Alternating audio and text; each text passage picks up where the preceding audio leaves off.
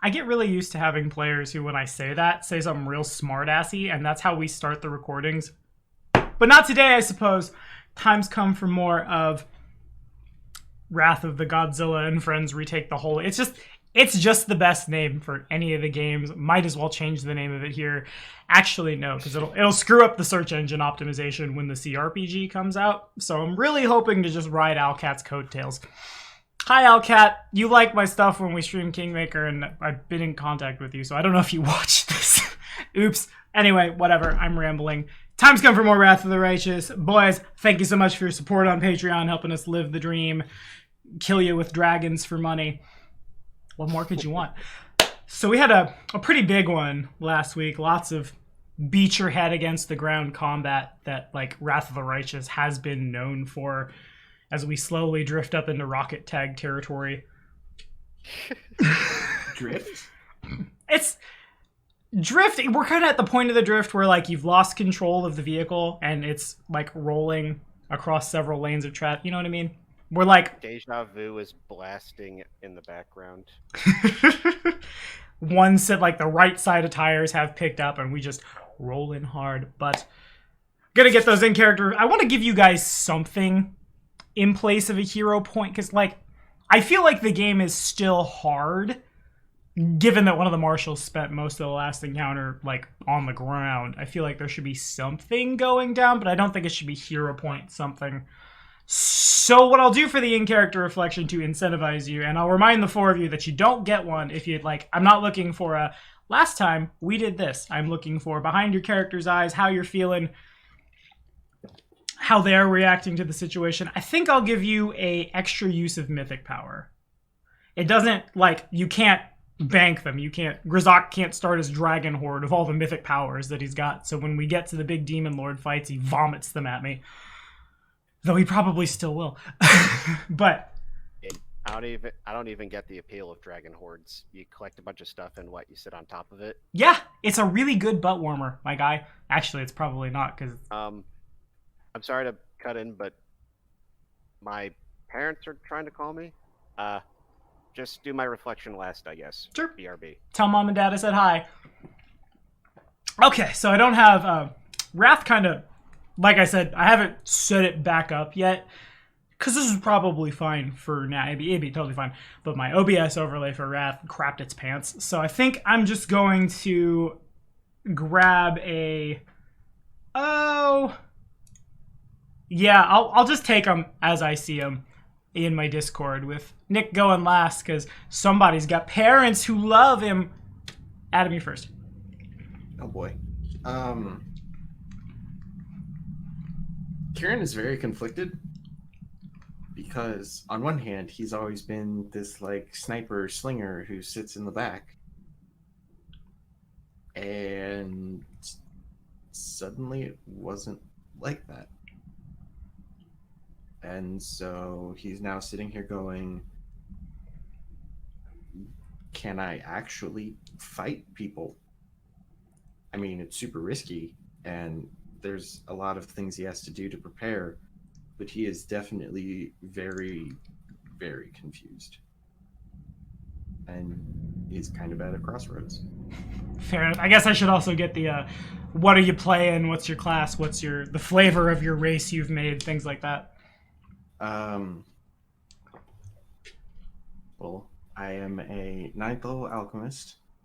I am of the race name Burrell, which is a tiny fae that is slow to walk but has a very good fly speed and hatred of demons and humans who don't know how to take a joke or who take jokes too far. I went with the advanced type. I chose physical with a +4 to intelligence, -2 to charisma, and my mythic path is Archmage. Good enough for me. The action point is yours, my friend, and next we'll take it to old anti-energy. There's been several times before the game has started where we're mustering. It's like, okay, everybody wait for anti-Tempe.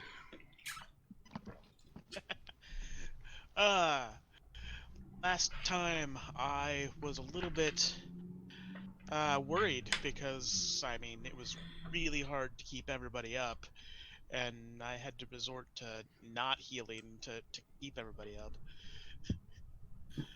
Because I had to stun everybody, and that. But I'm a healer, um, so that's a thing. Um, I am a oracle, uh, and my class or my race is what I call a Galeus, um, which is like a what was it like sort of like a wind method uh, or descendant of them. Um, we have we have gotten back to the group um, after that long grueling fight, and got a lot to think about. I think that's about it. Good enough for me. I almost said the action point. I used to give out just like free inspiration to people, but Mythic Point seems a little better for real. I actually, in Kingmaker last night, I told somebody they could level up instead of getting a hero point on accident. So they had they didn't level up. No, they didn't. But it was funny, is what I'm saying. Anyway, I just accidentally sprayed milk all over my monitor. I'm disgusting, and we all got to see it. Take your mythic power. And did Nick make it back, or is Nick still with his parents who love him? I'm just gonna make fun of Nick for 3 hours. It's kind of what we do anyway. Okay, he's not. Oh, Matthew. So playing hack on the most basically human ranger, scout, now monk and shadow dancer dips. There's a lot going on. Also a dual path champion and trickster. Yeah. As far as how he's actually doing at this point, he spent a good portion of the last fight unconscious. So not great. And beyond that, I think a big part of it was more of something of an eye-opening experience after gaining an absurd amount of power over less than a week, and going from being just some dude who helps the crusade to being able to solo Vrox. It was enlightening to see where his limitations still are, and that he is in fact got a little overconfident and then was swiftly and brutally humbled. As you do. It's the Apaka shitstorm has gone exactly the opposite for this mythic character. I GM for Matt at the house, and the Apaka shitstorm has been much worse on Triaxis than it has been on the World Wound. But good enough, buddy. Take that mythic point. Nick, you back yet? Y'all want to help me make fun of Nick? Nobody wants to help me make fun. I hate you guys. Whatever. Okay, cool. Nick was responsible whenever something really bad is gonna happen in his life, and I'm gonna have to edit all of this out because we've been made fun of him, and then his family dog was run over or something. This is just you. Shh. Yep. Shh. Okay, so y'all are back at camp, and the floor is the three of y'all's. Whenever Nick gets back, he'll do his in character. I'll yell at him in private.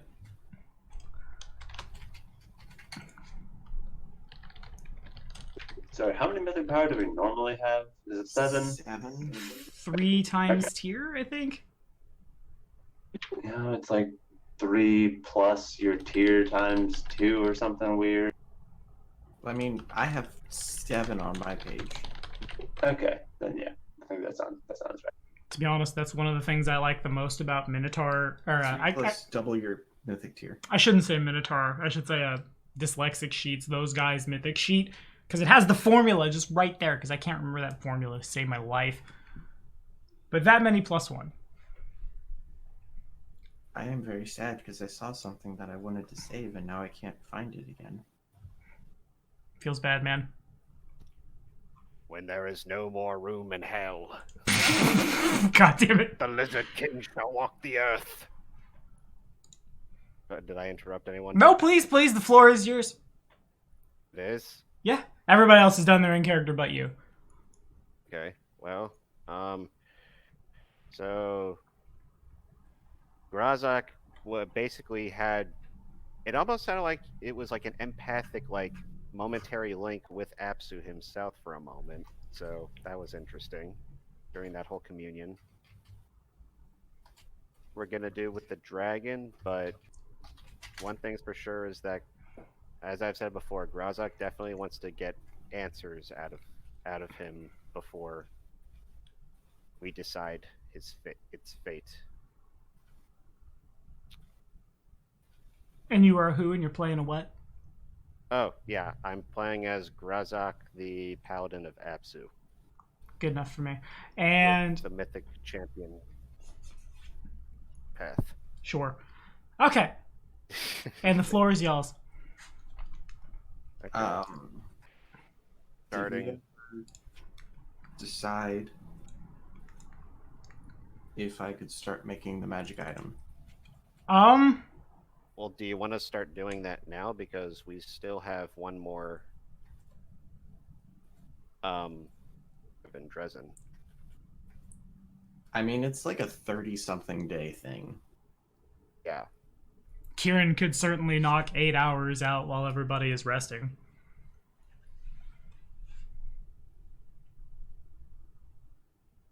I mean, we got 200,000 K worth of, or 200,000 gold, so I'm not going to shed any tears over 17,000 going into whatever you need to make. No, into turning Kieran into a little death machine. And he already is one. But... Big death machine.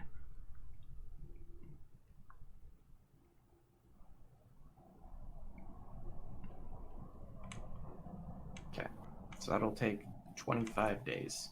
Okay. So if Tommy wants to mark that in a note somewhere. I was just about to say I trust you to police yourself, but fine. Well, I also don't know exactly when days click. What do you mean?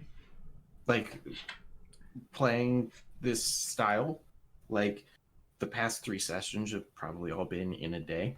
Oh, sure. That makes sense. Okay. I will... How many days do you need to finish the total? 25. And it's a Helm of Greater Invisibility, is that right? Yeah. Greater Invis.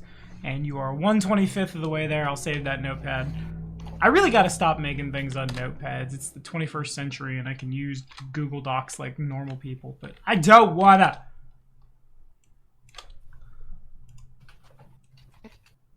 So that's what Kieran's doing. Anybody else? The floor is, like I said, it's basically on y'all at this point.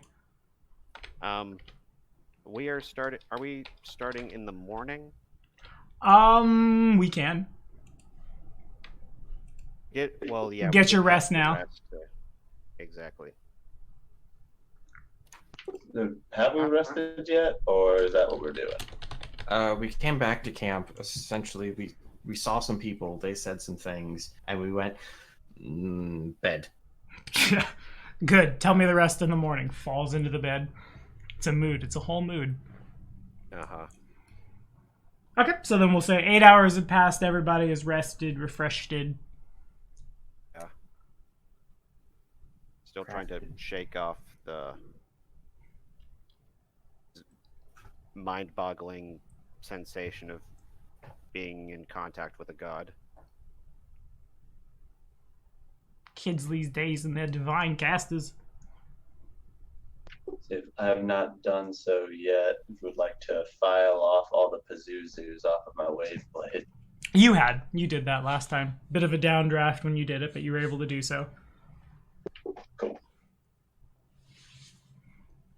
What about you, Tempe? Sorry, say what? I don't really have anything to do. Is that what you were asking? Yeah.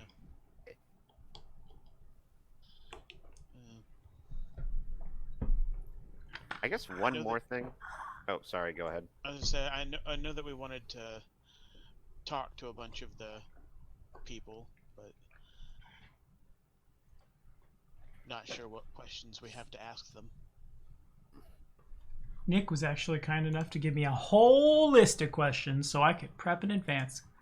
Good guy, Nicholas. Well, I had a list of questions for one of them at least, but I want to I'd vote that we do the questioning after we retrieve the banner. That seems fair. Sword takes priority. Okay. I'm okay with that. So 8 hours pass, resting, crafting, and we go straight down to Dungeon Town. Yeah. First, so we know that there's a shadow demon that's hunkered down guarding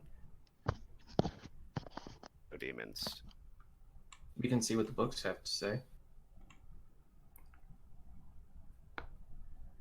You guys have basically, you've strip mined those books pretty far. There's a shadow demon down there. There's also, that's where the corruption forge is. There appears to also be, jail cells and a torture chamber. Yeah. Just, no, I was talking about the library of demons. Oh, that's just a crappy tome of worldly memory, basically. It gives you a +5 to knowledge checks when you have the downtime to use them. Okay. Could we were to ask Aravashniel if he knows anything about shadow demons? He could roll, certainly. I need to remember to have Book 1 of Wrath open when I GM for y'all. Or any of our comrades here who are smarter than me. Everyone raises their hand.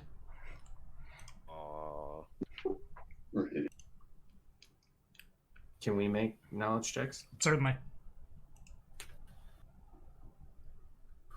Whatcha? Alrighty. Haken knows all the things. Oh yeah, Is that what I do? Use religion for. Please. I guess planes kinda is yeah. Those were words.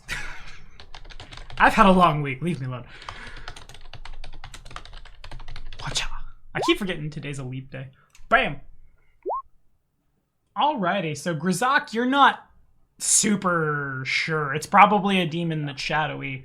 Tempe, you're kinda in the same boat. Kieran, you're rolling planes for it? I did. I mean, I'm just asking if that's what the roll is for. I see 3 religions and a planes.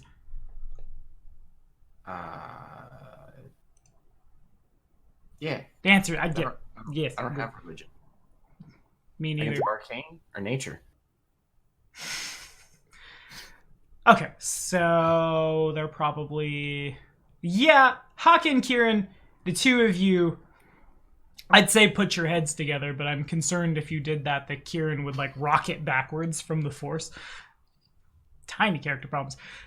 You know that, in your times serving in the Whirlwind, Haken probably... Well, no, Kieran's been here for a while, just not been doing a lot of the military stuff. Hence the 4 billion years old, but level 1. It's not uncommon for, tales of demonic possession to filter through, horror stories around the campfire at night, that kind of thing. Oftentimes, in places other than the World Wound, they're used to explain, somebody has a violent outburst from that one bad day. Right? And they seemed totally fine on the surface, and then they snapped and killed a bunch of people. Oftentimes in not the World Wound, they'll be like, oh, that was a shadow demon, or demon possession. In the World Wound, it's a little more, a little more close to home. About 9 times out of 10, if someone is possessed by a demon, they are possessed by a shadow demon. These things being, incorporeal, when you die and your soul is full of just nothing more than jealous malevolence, over time you come back indeed as a shadow demon. As Staunton's journal seems to indicate this particular shadow demon is much, much stronger than the average run-of-the-mill. You're not exactly sure what that means. You can reasonably assume it probably means something along the order of like that chimera you fought, or Staunton himself, or y'all. As far as mechanically about shadow demons, y'all get 3 questions. Do they have like a possession attack? They do. They, by way of the spell magic jar. Do they have weaknesses beyond the standard weakness that most demons do, like aversion to divine weapons or cold iron?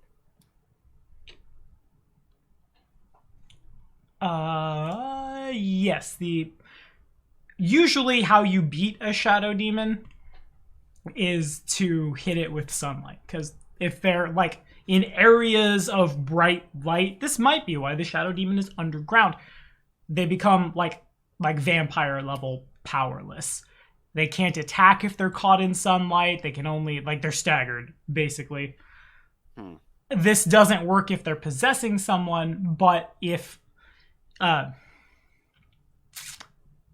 you probably have heard tales, the pair of you that made the checks, of a shadow demon possessing a crusader, and then the only way to stop that shadow demon from then wreaking havoc was to hit said crusader with like a sunbeam or sunburst, because that will automatically drive them out of the host.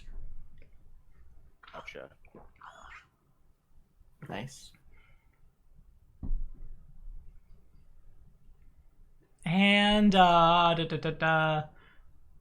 they indeed, like you would expect, they are incorporeal, so physical attacks will not do as much damage. They're not entirely on this plane of existence with them being shadowy and stuff. And they've got that standard DR10 over cold iron and good. Or rather, cold iron or good. I almost said that really badly. Good catch, Tommy. So, incorporeal as in they can basically phase through stuff, right? Magic weapons deal half damage, normal weapons deal none. They also Shiny can like weapons move through the deal floor and stuff. Like a ghost.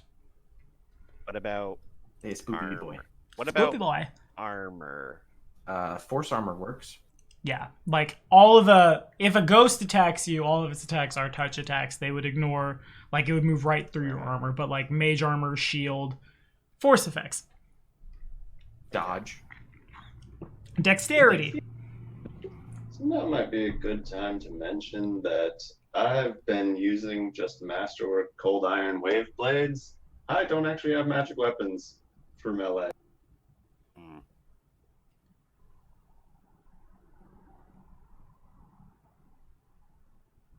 Do we have any spare +1 weapons lying around? Oh, do we?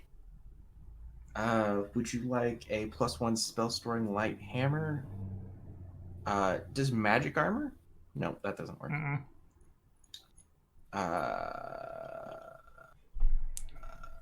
A returning throwing axe that's +1. A +1 flaming composite longbow of +5 strength. I thought that one was going to Grazak. Yeah, I don't think Hawking can even pull that back. I cannot. It's still on the sheet. That's why I said it. There's a battle aspergillum that's +1. And there's a +1 returning dagger. There's a +1 cold iron long spear. A +1 long sword. Dagger's not. There's 12 +1 bolts. There's a +1 long Evil Outsider Bane longsword. So there's your +3 to get cold iron. Oh.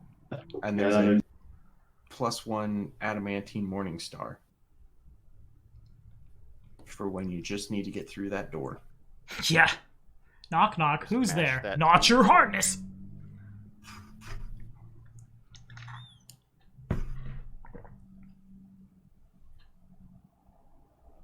Alternatively, I don't know if Kieran can craft magic weapons yet, but he could just start enchanting things.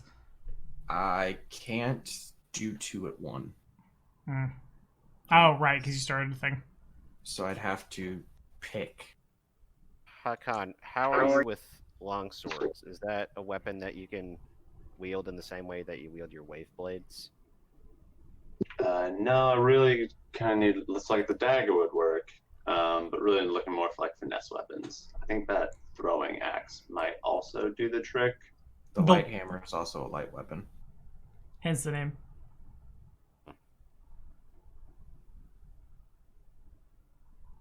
There's a returning dagger.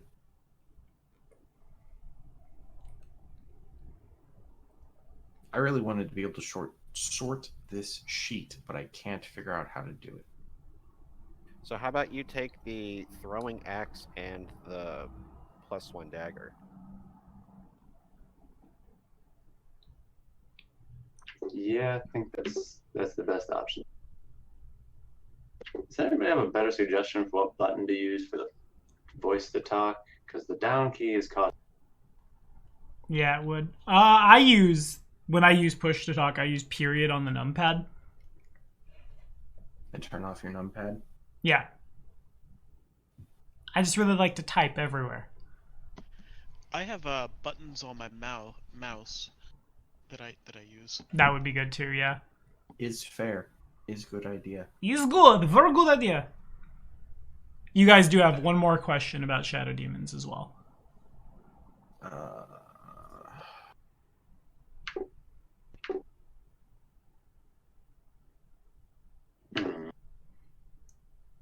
So we know one of its types of attacks. We know what it's weak to.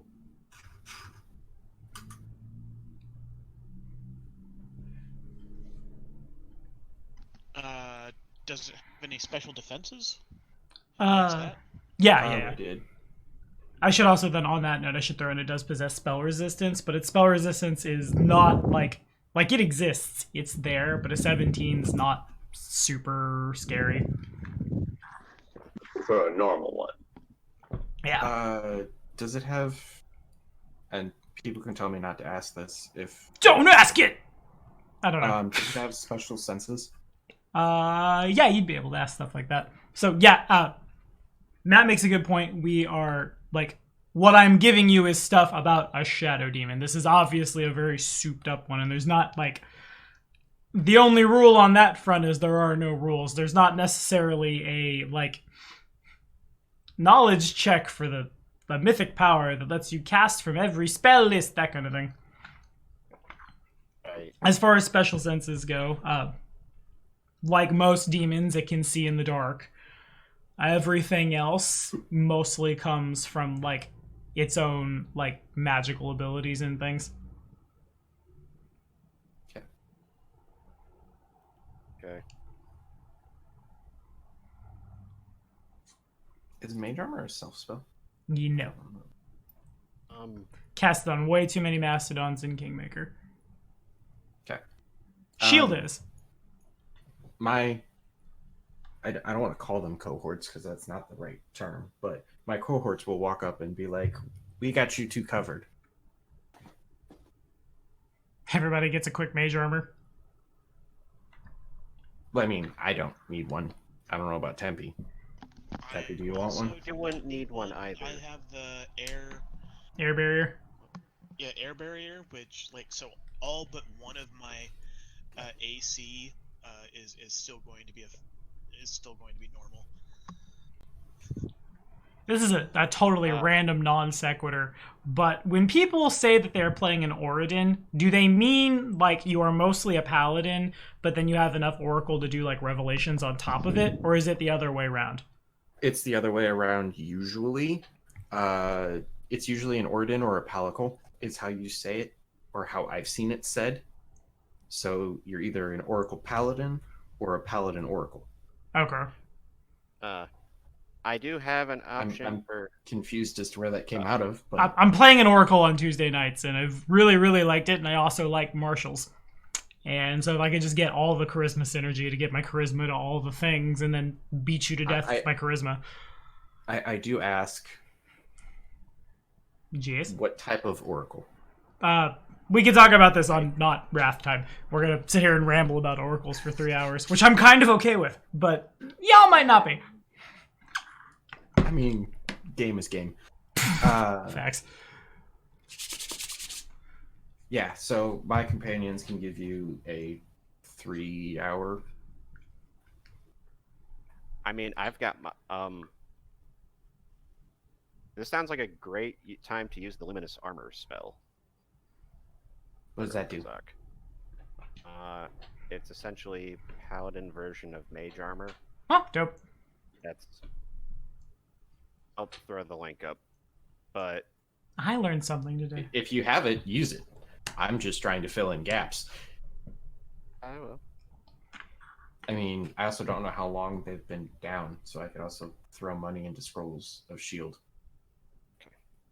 You certainly would have 8 hours of downtime. And while, like, when we start Demon's Heresy, those character sheets will go away. It's not unreasonable for a group of 4, and I quote, big damn heroes, to find somebody to whip up a scroll for him in camp.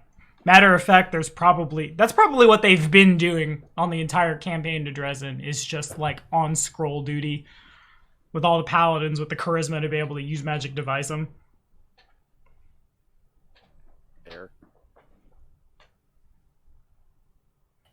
They do cost money, but Yeah, you do need to pay not for much. them. But like 100 gold for a first level scroll or some noise, I forget. I'm not looking at the table right now, so don't quote me.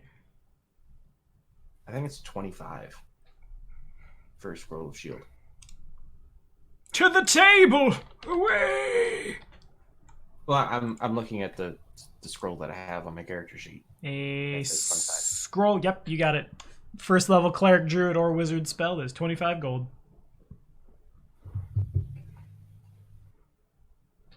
I'm sad though, because these were important to me. Your people? Yeah. They were camp people, but Yeah.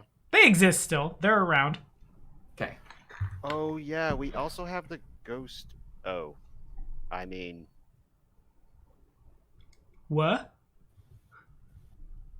I was gonna say that we have a set of Ghost Touch full plate that we picked up from the Chimera Horde. Razak doesn't want to wear it though because clanking around in full plate armor is not fun. I mean, it's not like we're exactly stealthing through this anymore. They kind of know we're around. You have violently knocked on the door, throwing corpses everywhere. I'll just use my spell. Hawky dokie. Okay. Well, anybody else got anything they want to do? Prep, cast, knowledge check.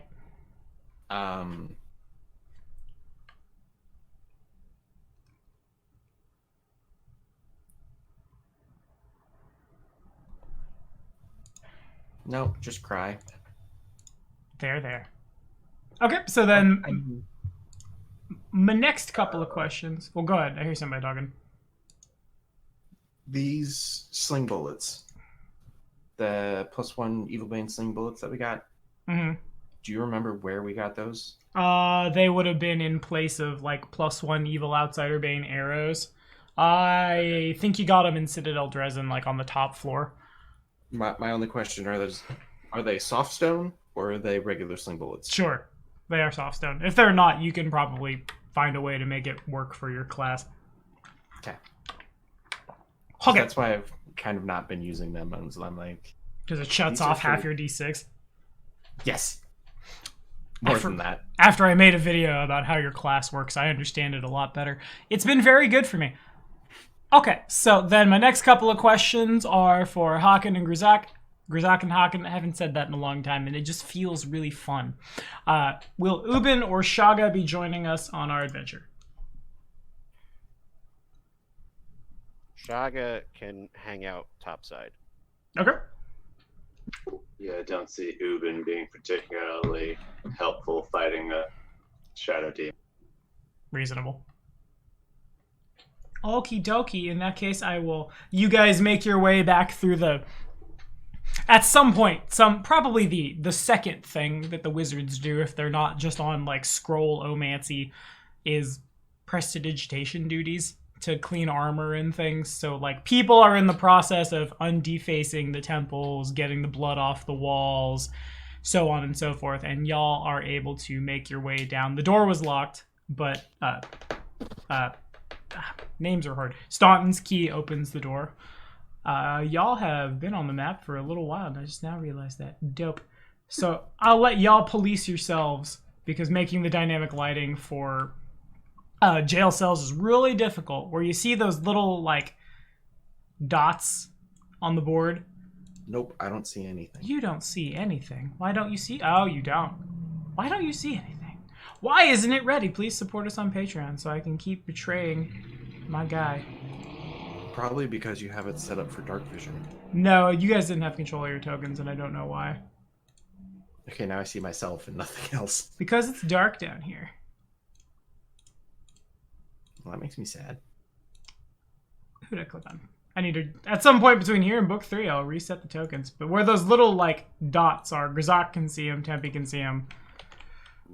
Those are, like, bars of jail cells. Kieran can squeeze through them. Kieran can't just, like, move through them, because, like, Kieran can't dislocate his shoulders, basically.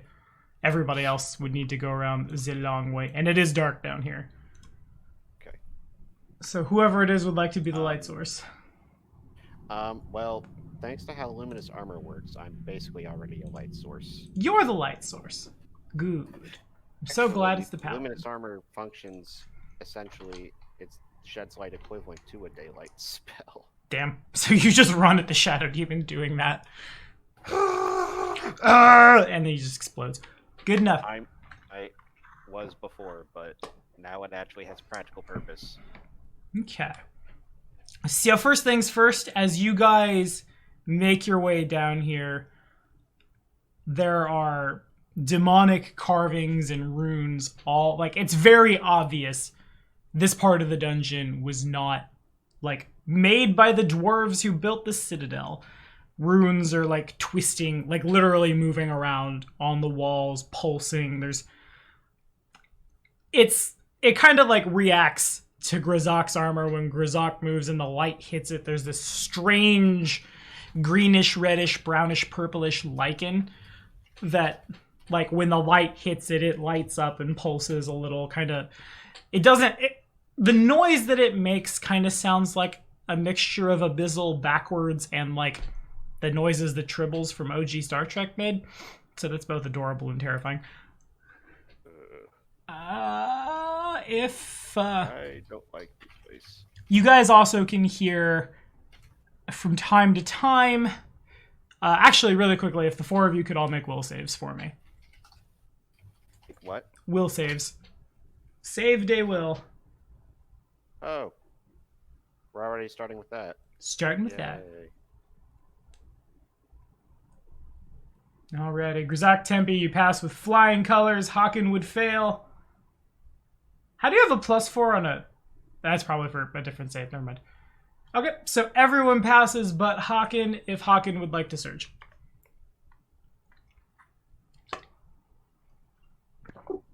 Not yet. No. Okay. So as you guys make your way down here, like I said, the walls are making weird noises, and you can never really catch, like, maybe bits and pieces, those of you who speak Abyssal can catch, like, a syllable or, like, half a word or so, but it grates. And basically by the time you get to the bottom of the stairs is where it's, like, for Haken, it's... The noises don't go away, and everyone sees Haken, like, put his hands to his ears, and when he does so, even louder it goes, and you take 2 points of charisma damage. Oh, that's not good. John? Are you okay? Don't look okay. The glimmer in your human, not cat eyes is slightly less than it was before. We'll be fine. That noise really needs to stop. Can we find the source of that and get rid of it? What noise? I mean, you all hear it. No, we don't all hear it. Okay. Mm-hmm. Could you try covering your ears? Does covering my ears help? Not really. Matter of fact, it just makes it worse. You almost hear like troll laughter as you like go to try to do that. I'm Are sorry. these doors closed? Or not closed, but locked? The doors are all locked, yes. The one, like, not the one behind you, but the doors in front of you are. Like I said, Kieran, you can probably squeeze through the bars. Grzak could probably just, like, yeet the bars out. Well, I am. And when I say probably squeeze through the bars, I mean an escape artist check. So, here were the two weapons I wanted to bring with me down here, was the Cold Iron Long Spear and the Morning Star. So, can I just try and crack open that Morning Star? Unless anybody wants to give a disabled device check a go. Oh, yeah, you did leave Radiance. I forgot we said that off camera. Radiance is staying in camp. Right? I was like, Yeah. I can try to disable the device. I don't want no Demon Forge to try and I mean, I'm gonna. cost it. That works. Yeah, Haken is able to, with very little effort. I realized because Hawkins' player told me like right after a session that I'd been playing. I don't know where I got the disable device checks take a minute. With that roll, it's probably just like, and off it goes. If you all could give me a perception check. I can certainly try. Oof.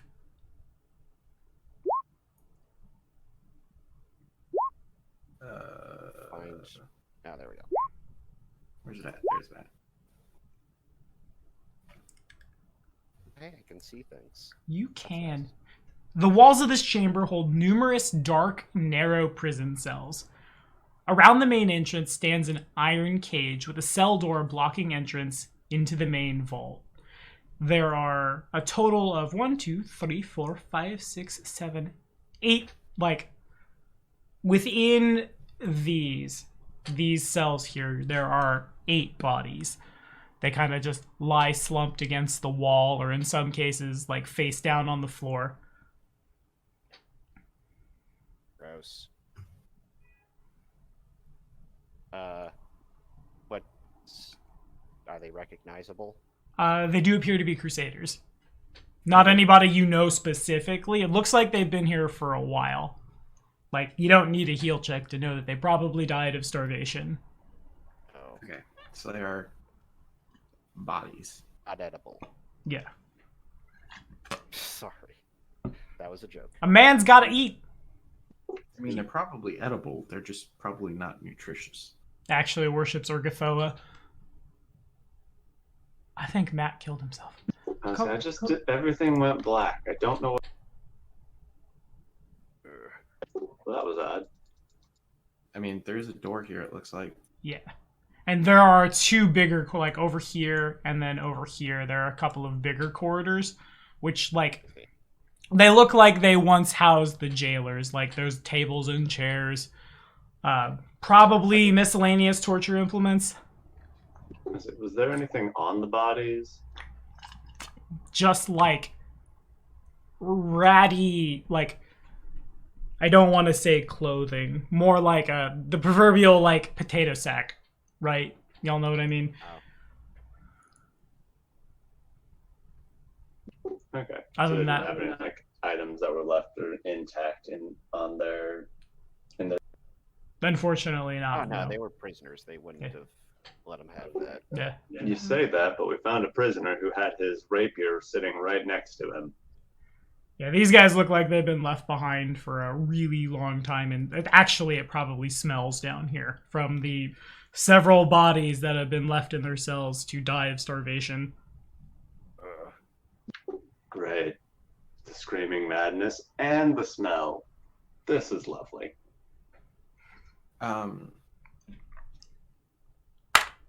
Tempe, Yes. you do that holy thing, how long does that last? What holy thing? You Oh, ask with the your oracle. Yeah. Let's see if I can find that spell. How long does it last is the better question before should we use it. Well, I need to find it first. I think that was that a 4th level spell? With the Hierophant. Actually, you know, one thing I'm not necessarily concerned about it in this game, but we are using 3.5 content, which means Tim can cast a lot of very powerful magic without having to memorize it. Oh, I mean, I wasn't thinking about casting 3.5 spells, but I'm just saying I mean, it's there. Looks awkwardly at the scout who's going into some Toma battle stuff. I'd probably take a different. give me a few minutes and I'll get back to you on that question. I gotta. There's so many spells I have to go through. And that's like the That's only. fair. I don't If I necessarily even remember what it was called. if I ever play Mythic, I Like, it probably will was never like a play an line Archmage or weapon. Hierophant for that exact reason.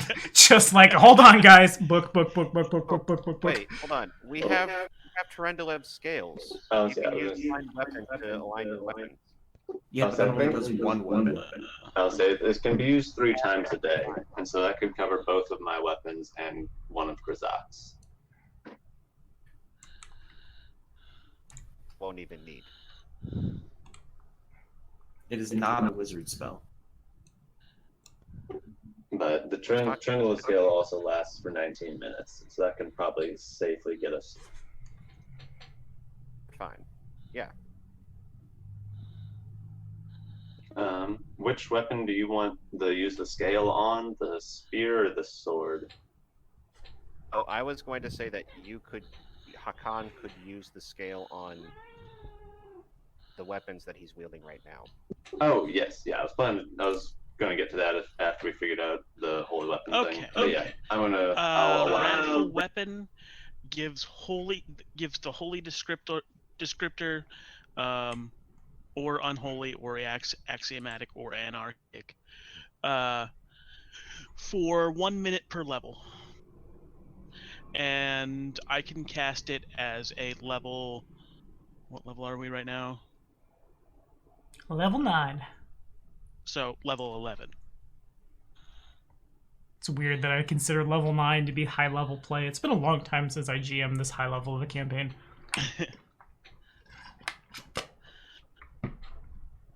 So Okay, I can cast it for 11 minutes on you. But do we want to try and conserve spell slots for the time? Yeah, that would be a spell slot for me. So yeah, I'm gonna use Tarendulev's scale once on the dagger and once on the throwing axe, so that at least mine will be aligned. Roger.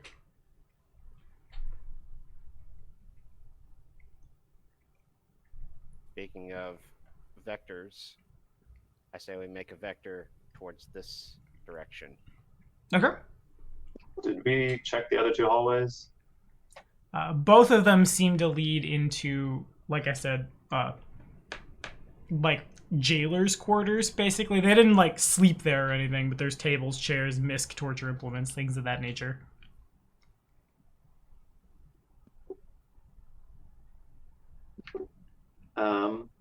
So I realized that the period key on the number pad is also the delete key. So when I have my token active, and That's I try and why talk, you that's keep how I dying. keep deleting myself.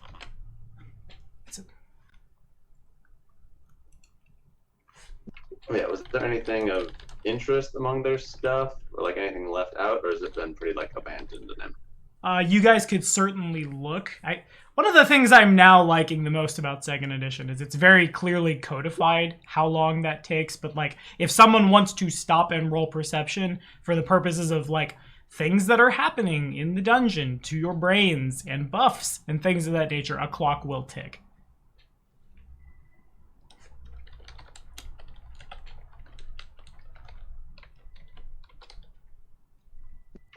Yeah, I'm being driven insane by whispers. Let's just push on then. Yeah. Okay.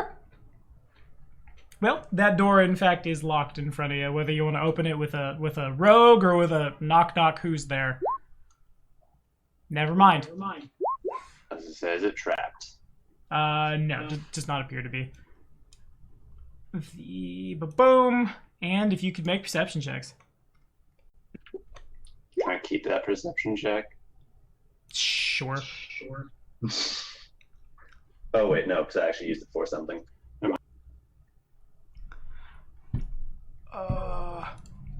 Achilles is grooming himself, but he's grooming himself sideways, so he has to like cock his head back like cats do, but when he's doing it, he's hitting my computer desk. You adorable little nerd. Okay. A long passageway extends past multiple prison cells before ending within a barred chamber to the east. An alcove along the south wall includes another set of iron doors leading south, while opposite this is a barred gate that provides access to another set to the north. And indeed, you guys get more of the same as you take let me get some religion checks. Okay.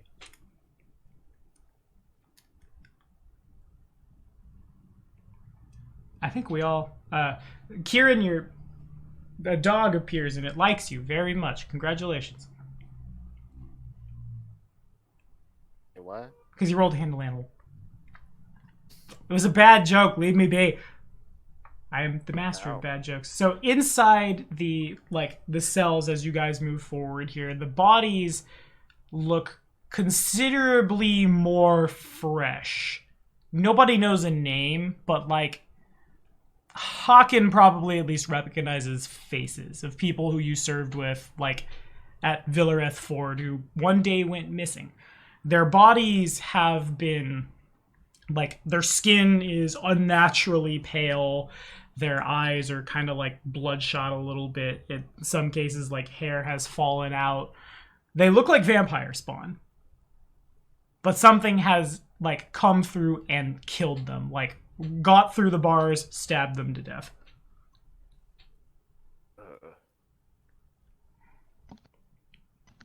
Alright, so there are a few exits. There's this one down here, one up this way. So, Hakan, are you doing all right when you see that?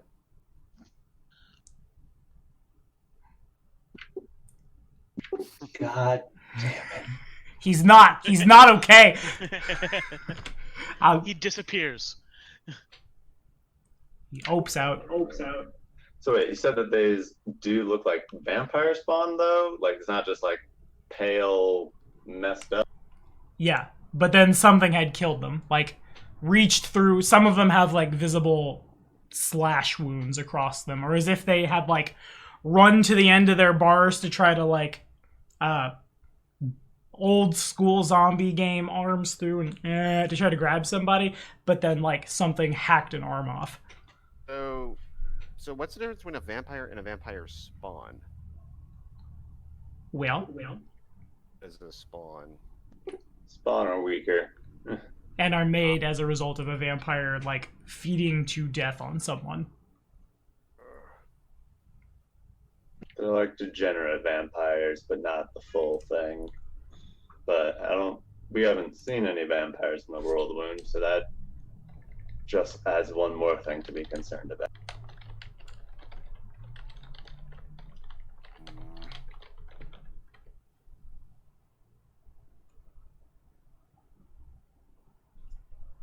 MP, you're sitting next to that door like you really want to open it.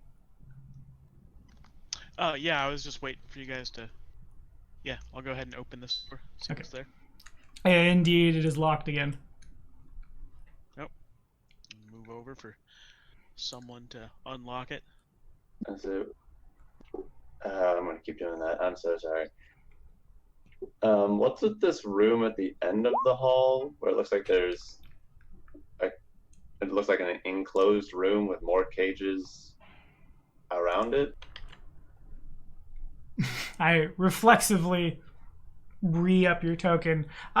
Quick perception check. Kieran gets the door open.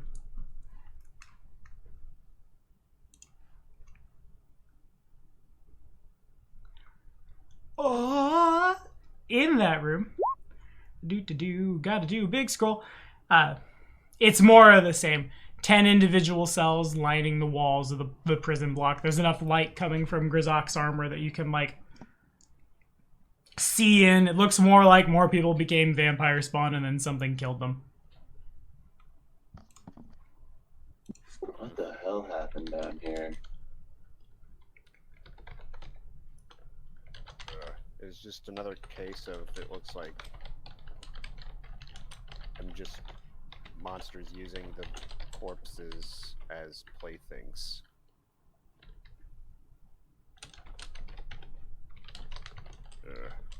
I really do not like this place.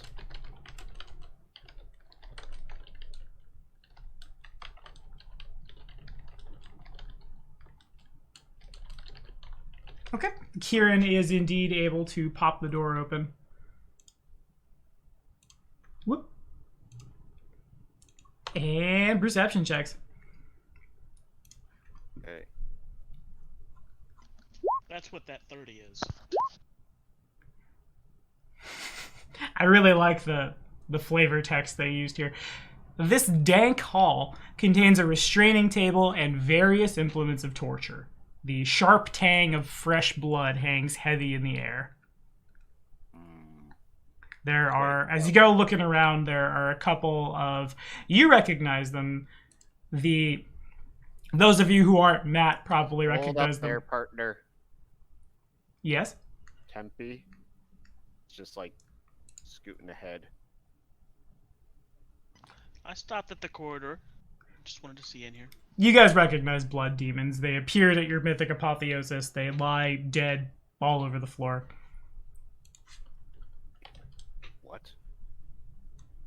Blood demons. Babaus.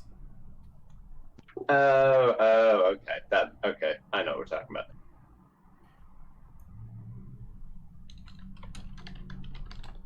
That's strange. What kind of wounds does it look like they have on them? Like slashing wounds, like something like cut through them. In some cases, arms and legs and heads are severed. Their little spears are broken. That is strange. Do you think that somebody who was held hostage down here might have escaped?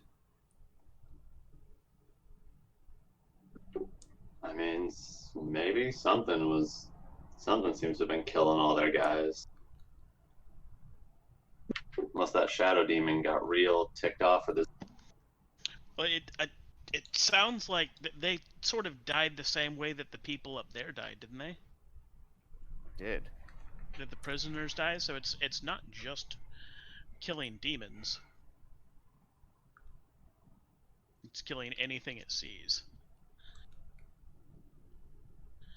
So Well, let's investigate some more and check out some more rooms. Where's It the seems, it seems to be on our side. Maybe? I don't know. Okay.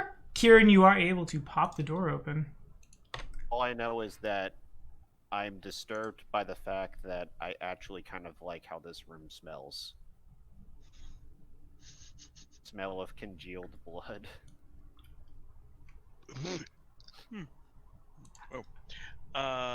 Anything in this room? A lot, yeah. You open the door, and there's like wall to wall to wall, well-stocked bookshelves line the whole thing. There's a pretty nice, like, plush carpet in the middle of the floor as well. And in the middle of the floor, I want to make sure I get this flavor text right. The thing about vampires is I don't often use vampires, and I want to make sure I have it correct when this is what happened to him.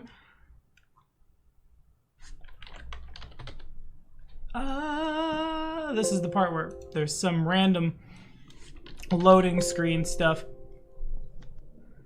Oh my god. I'm just gonna, whatever. If I violate the canon, I violate the canon. Y'all still support us on Patreon so I can take a crap on the canon. In the center of the floor, staked into the floor, looks like green skin, fangs that are pretty like vampire long fangs, but orcish tusks that aren't as long as they should be, indicating a half orc just like stuck to the floor dead as a doornail.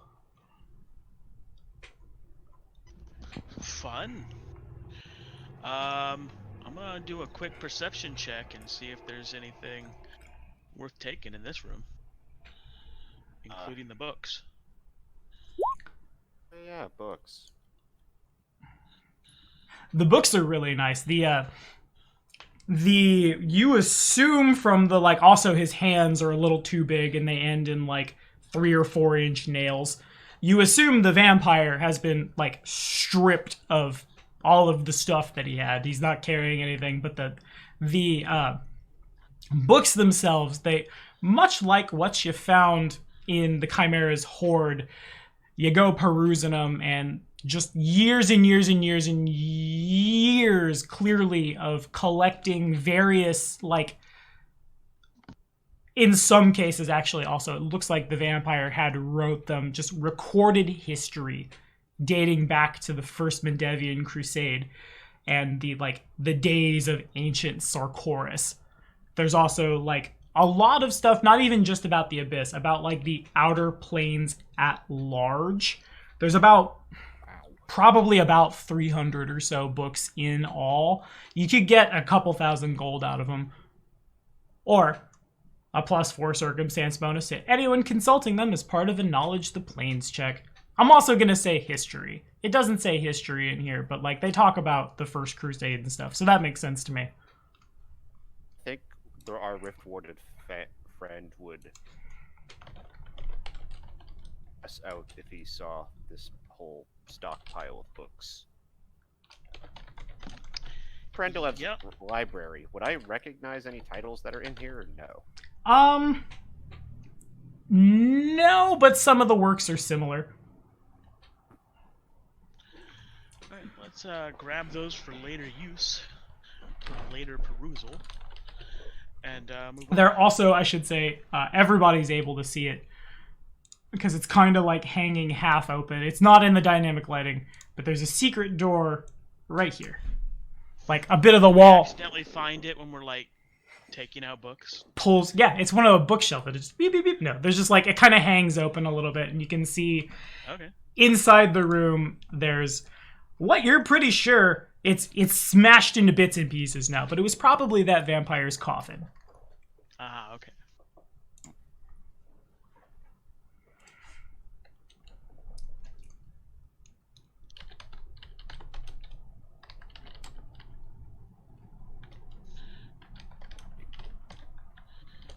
He has a coffin. That was it. That was it for what was in that room. Yeah, just there's, like I said, it looks like a lot of the stuff has been like removed. Okay. The books are a good find though, so we'll put those away. They are, but so whoever killed those demons, killed him. Yes. Trying to, and then they stripped the body. So maybe someone was trying to escape. Doesn't sound like they were trying to escape.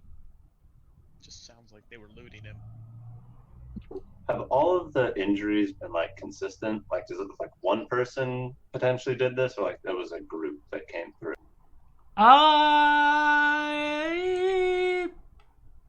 Heal checks. Or any other, like, investigating checks you might have. Might just call this session, we Control Z, Hawken back into existence.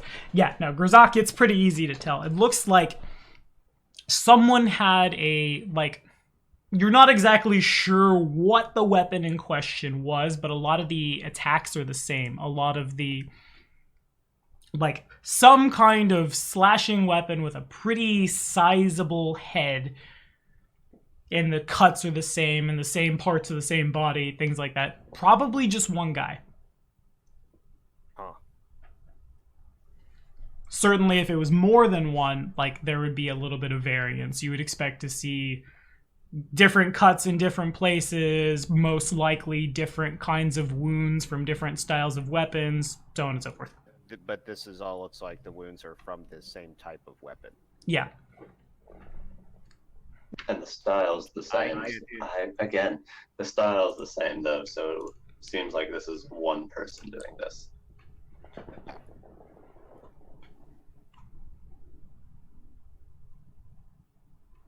Yeah, that is a fair assessment. Also, could I get a control? No, you don't get to play. Haken is a ghost today. Someone play a spiritualist. But there are three more doors. If I'm only going off touch attacks, I'd be in a good place. Yeah. Incorporeal schmorreal. If we ever meet the person who did this, we should thank them for making this job easier for us. I would like to check this door over here next. Alrighty. Are all of these doors locked? Yeah. Okay. Let's do a perception check on those doors first. Okay. The doors seem fine. At this point, if everybody could make a will save again. A will save, you say? Please. Go again. Kieran's good. Grzak is uber good. Tempe's uber good. Just remember, if this is like some sort of fear or charm effect, everyone gets a +4 bonus. Right. Because of my aura effect. It is some effects, but it's not any of those. Haken, you would fail without a use of mythic power. Haken, you pass. It's more of the same. As you move in here, the sounds of people whispering in backwards abyssal echoes throughout your mind, and it's real bad. But do that door indeed. Kieran, you are able to kick it open, and it's more of the same. There aren't any bodies in here, but there are several pretty well used implements of torture. What was the question? I'm gonna say, does anybody here know Abyssal? Yes. What do we need to know in Abyssal? Oh, it's just it said the whispers were in Abyssal.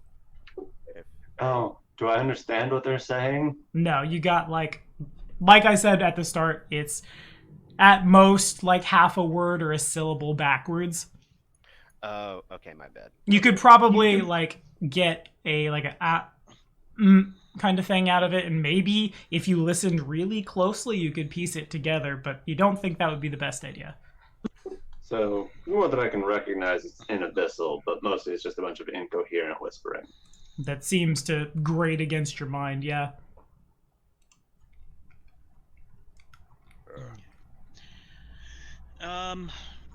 Still not as bad as my... There doesn't happen to be a secret room in this place like there was in the last one, right? Not quite. Looks like most of the stuff in this room, just like various torture implements specifically for bloodletting. And if a vampire was running the show, that would track. Oh, this still doesn't sound nearly as bad as when my cousin attempted her ceremonial throat singing for the first time. No, I can't. I'm not even gonna try. Have you ever heard what it sounds like when an axe beak gets its head cut off, but it's still screaming, so the sound just kind of reverberates out of the neck hole?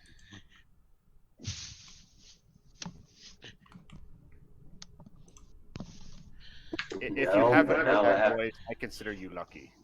And now I get to add that to the screaming voices in my head. Thank you, Grzak. Welcome. Oh, wait, that was sarcastic. Sorry. I am not good at lightening the mood.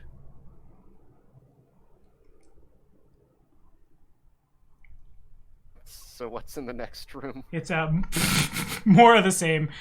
We can not shoehorn it. Lots and lots and lots of torture implements. Again, specifically for the like ways to draw blood without killing the victim. Actually, we can do a little better. A knowledge religion check. If you could, really fast. Okay. As I quickly buy time to find this symbol. Isaac's too distracted by reminiscing about his days in the village to focus on his religion knowledge. I remember my sister's throat singing. Grzak's sister is actually the vocalist in The Who. Okay, I'll put it in general.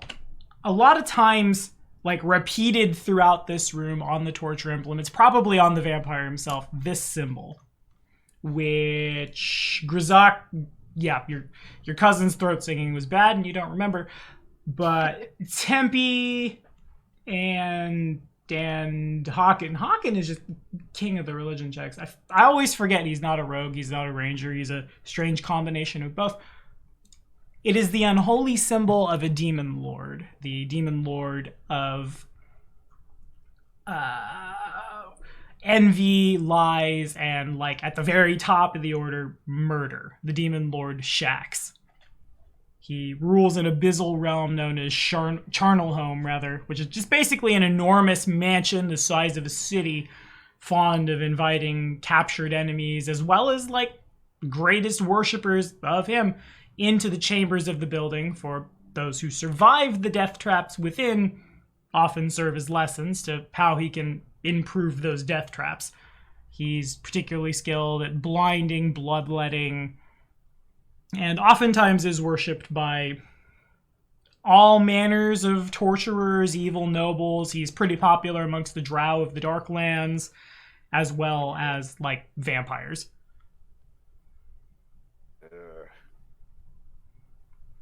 He has a very strange depiction. I'm going to grab his picture real quick, because of all the demon lords out there, Shax is one of the most jarring ones for me. Isn't he? I want to say BDSM Swan. And that's, it's painfully accurate. BDSM Swan. I was going to say Edgelord Swan, but that works too. That's also good. You can be both. It's just a good old murder bird. If Alucard from Hellsing was a talking bird. Yeah. That reminds me that season 3 of Castlevania comes out next Friday. Or next Saturday, rather. Oh, shit, does it? It's the March 5th or 7th. It's right around my birthday. I don't remember. It's probably what I'm doing that weekend. I'm just going to... Oh my god, I can't wait. Binge, yes. Yes! But... Us. Too much ramble for Tommy. Okay.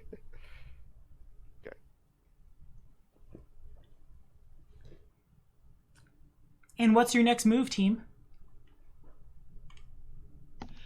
So what was down these hallways here? Like I said, more torture chambers. Oh god. There's actually probably in this room, there's a somewhere there is a table with a bunch of straps on it and like chairs with straps on them as well. Indeed, you found the dungeon. Okay. I guess we have to go through here. But these are like iron bars, right? Yeah. How can any one creature devote so much time and thought to pain that they have to come up with... What about this wall new here? devices to do it? What's that made out of? It's all stone. Okay, I'm gonna Stone shape the so corner. we can get through there. Gotcha. Yeah. Okay, let me get one more will save from the four of you real Probably quick. just break through it. You have several ways, whether Kieran is popping through or someone's peeing on a shirt and twisting it. But one more round of will saves from everybody. Everybody. Probably gonna have to drink a couple gallons, but... I mean, that's me at Wrath of the Righteous. We're about at the point where I gotta get up and go to the bathroom. Alright, Tempe is... 2 24s and a 23 on this roll. Killing it. It's almost like it's your best will save, Oracle. Hawken is super good. Grzak will save. Kieran would fail, but could surge it up. Grzak just squeaks by, fair enough. The voices are starting to get to me a little bit. And they seem to be a little louder in the torture chamber. And Kieran's got a 14 all told. I'm on the Shax part of the book. I need to be at the top. Boop. Also, isn't that an 18? Isn't there like a +4 somewhere? Oh no, that was for fear effects. Yeah. And none of them apply to the alchemist, I don't think. Bonuses that you might get from the badges that we got. None of them apply here. I had to go back and double check, but this one kind of like cheats around all of it. And Kieran, it probably sounds a lot like certain parts of the first world where the like, on one hand, the first world is magical, whimsical, realm of fairies and sprites. And on the other hand, you have like boogeymen and Anko and all the creepy stuff. And there's probably some minor vibes of that. However, 14 is good enough and you pass. I had to go back and double check. I wasn't sure if it was 14 or 15. Super good. Barely an inconvenience. How did the rest of us get through those bars? There was some stone shape over here. Oh, okay, sorry, missed that. And again, these doors are super locked. To 1. I was really hoping to see the adamantine thing just start tearing stuff apart. Good enough perception checks all around. I mean, I'd be all for it, but after the garrison, the Grey Garrison incident, Grazak's a little apprehensive about Kool-Aiding his way through every door. Oh yeah! Yeah, fair enough. I can't say I blame you. Okie dokie. 2 large prison cells flank this large interrogation chamber. The entryway to each cell is lined with multiple layers of arcane sigils scribed into the floor, lintels, and even the door. While the symbols around the western cell glow with red light, those to the east do not, and its prison door hangs open. Looks like someone escaped, is what I'm hearing. Or I guess, would that require another perception check? I mean, yeah, the door is hanging open as if someone, like, kicked it down. Or kicked it open, rather. Huh. Oh. Is there From the inside or outside? From the inside. Is there any indication of what was like stored in this cell? You can see from as like you get a little closer. Looks like knowledge religion checks all over the walls. It's my favorite way to do anything. And I will ask really quickly, did anyone take a chance encounter as their campaign trait? Got it. So there are, Tempe identifies them pretty fast. Symbols, like as if someone had like used you're not sure what implement, but some kind of sharp something or other, and carved butterflies into the wall. In fact, the holy symbol of the goddess Desna.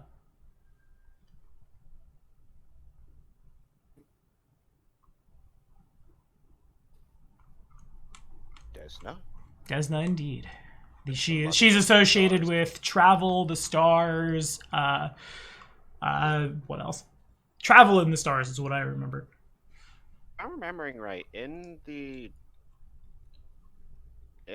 first description for the Aruxi in second edition, wasn't Desna listed as one of the deities that the Aruxi like actually worship? Yeah, you know, given that the Aruxi were one of the first civilizations to figure out how astrology works, yeah, that tracks. She probably appears a little less as like the butterfly goddess that she appears to as humanoids for y'all, and a little more like, I'm real tempted to say Mothra given the way we've done your Godzilla theme. That tracks. Or more like the wings are probably a little more saurian. There's probably a tribe in the Riverlands that worships their, you know. She has 3 heads and is Ghidorah. More of a Tiamat. Close enough. Yeah, I guess we literally have the multi-headed reptile thing already canonically. Okay. Is she the paladin type? She is chaotic good. Let me bring her up a little. I go on a Desna. whole bender about Desna because I played an Inquisitor of her before. I played my brawler worshipped Desna, but he was a brawler. It didn't come up much. Oh, that's not lore. That's mechanics. I need some lores, please. the gods were busy building their own races and planes in the material realm, she basically started assembling everything that's in the outer planes. She or at made least space, along the basically. stars. Yeah, she was one of the very, very first deities that was ever worshipped on Galarian, or one of the first truly to ever, like, exist. Everybody else is worried about assembling worshippers or putting together planets and things, but she's just painting the stars. This is not a good time for the SRD to be hanging. I'm trying to load this, please. Thank you. Thank you, I need this. I'll try this one. Thank you, 1D4chan. While her fellow gods set out to go and do the hard work in order to bring Galarian, she toddled off like a child and made her own special place. This is how the heavens came into being, and that state of being is still largely how Desna has remained throughout the eons. Like a spastic kid full of wanderlust. Maybe I shouldn't have read 1D4chan's entry for it, but it works. Opposing things like rules about bedtime. The Verizians worship her as probably like most of her worshippers account amongst the Verizian ethnicity. They say she appears as a dark-haired, silver-eyed elf with butterfly wings. And they, basically a nation of nomads at this point. That would track for, why they would, be drawn to her. She, during the Age of Creation, she was one of the original gods to fight Rovagog, one of the original ones to get him imprisoned in the center of the earth. She, one of the most infamous things about Desna is she was accidentally involved in the creation of, a lot of minor deities that would oppose her. She accidentally freed the god Glonder, the god of infection and parasites and stuff, from his cocoon on the ethereal plane. This one is a little more rumors and speculation. There's nowhere the church of all three deities will tell you that Caden, Kalian, and Desna love each other very much, and they had a son named Kurgus. But a lot of that is just kind of no one can really prove that. Desna also is one of the few deities, and her being chaotic good probably makes sense. She, a long time ago, killed a demon lord known as the Lady of the Hunt and destroyed their abyssal realm after this demon lord took control of the body of a recently deceased Desnan priestess to go kill the priestess family. It infuriated Desna so much that she the literal deity, went to the abyss, went to this abyssal realm and smote the bejesus out of it. Of course, you would make a lot of enemies doing this, and it was only in several other Good Alliance deities, most notably Sarenrae and Shaylin and Callistria as well. There was a big deity sit down and we all talked about it, and that's the only thing that stopped a planar war over a deity fighting a deity. Shit. And she is areas of concern are dreams, luck, stars, and travelers. As Kieran makes his way physically into the room, in the corner of the room, you couldn't quite see it from outside, but it looks like somebody wrote something in the wall of the cell, carved it in with a dagger. And there's a handout.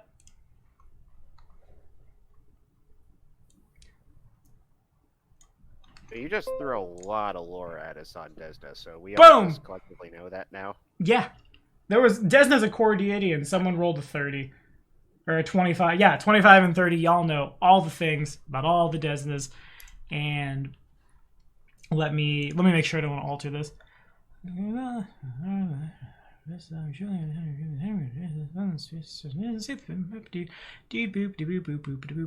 Okay, cool. That's what the note says. It says literally those noises I just made, nothing else. Carved into the side of the wall. Hear my prayer, Lady Luck, for it is not luck I need in escaping this cell. Not just the life behind these bars, but an eternity spent shackled to the abyss itself. If you truly are the tender of dreams, then tender unto me a new existence. Let me sing the song of the spheres, see the stars with new eyes, and escape the pit into which my soul was cast. Bring me good fortune, my lady, bring me a new spirit made clean, and I will forever be yours, in life and in faith. I am ready. Finally ready.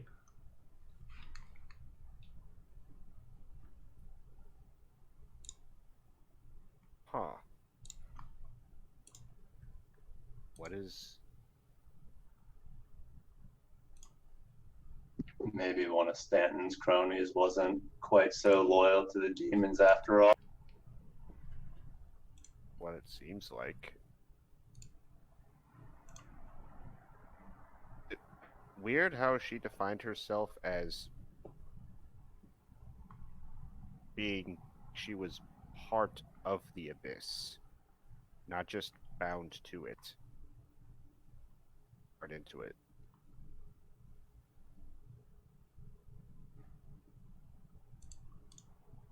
Oh? Hello.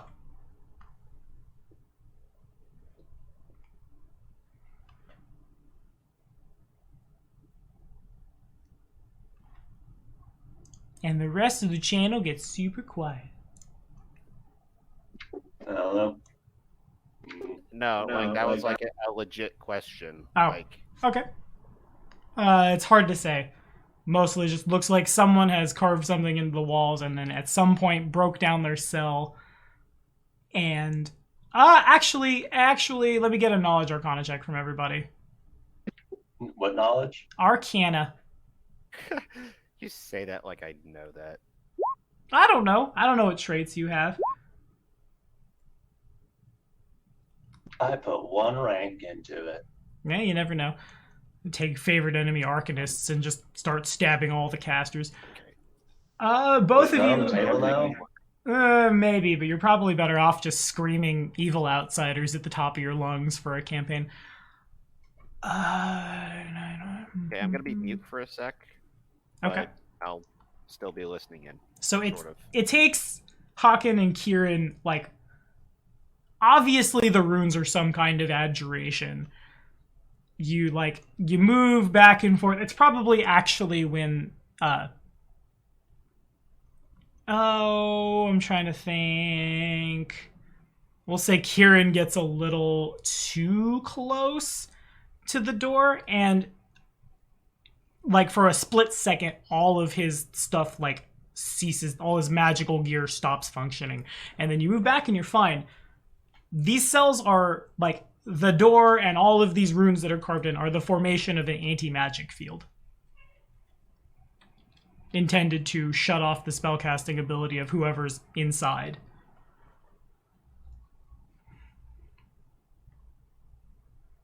Is there a way to deactivate those runes?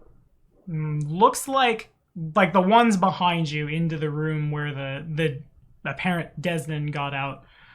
Looks like they deactivated them the good old-fashioned way, which tells you that these were probably made a little more to contain like wizardy sorcery types, and not someone who also could just like brute force a door down.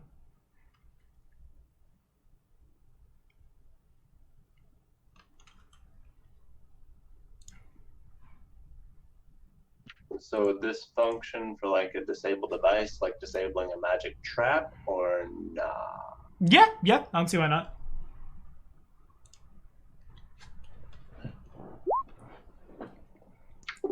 I don't expect anyone to Ruh-roh. You can't critically fail a skill check anyway, so he got a 24, which is still not bad. But it's not good enough. crap baskets. Fortunately, there's no like explosive trap, so Hakan doesn't set it off, but it's most of that is probably just head scratching.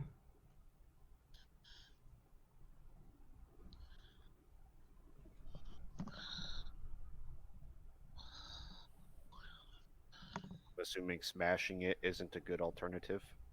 Certainly could be. I guess also another thing I should say is you guys can like the whole dungeon feels... What does unholy feel like? Like moving through water covered in oil. It's gross, your hair sticks to you, but the whispers that you're hearing, like even now in this room, they do not persist in this cell.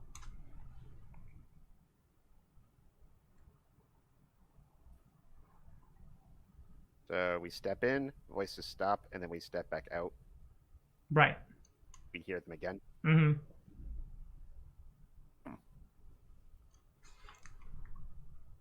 That must... Wow. Anti-magic field. Was the fact that whoever was in there was able to leave behind...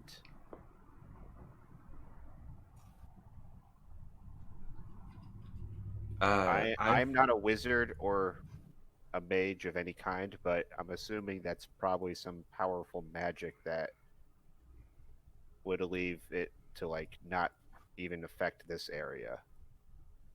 Yeah. So like a residual effect. And any of the magical nerds. Religious nerds could probably also figure it out. Really, nerds in general. Be back in a minute. I think it's maybe more like detect magic to see what sort of aura was left behind from. Also could work. I can't detect magic, but I have no arcana. Okay.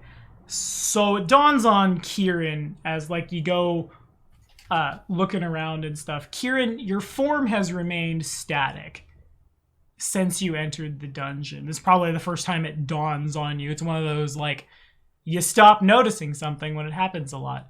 And that would probably imply something is preventing your form from, like, going into the first world and coming out different, as if this whole place was dimensionally locked. In addition, the grossness you feel as you move through here is mechanically powerful, as per, like, the place has been unhallowed. If there was a vampire in here at one point, certainly would make sense. As far as that cell itself, it's really, really hard to say as you look around. Like, you would think maybe the place had been like hollowed, or maybe the anti-magic field was still persistent or something like that, but you can't quite like put your finger on any of it. Which would imply, that would certainly inform Kieran, who rolled just about as good as he could have, that whatever happened here was probably the result of direct divine intervention.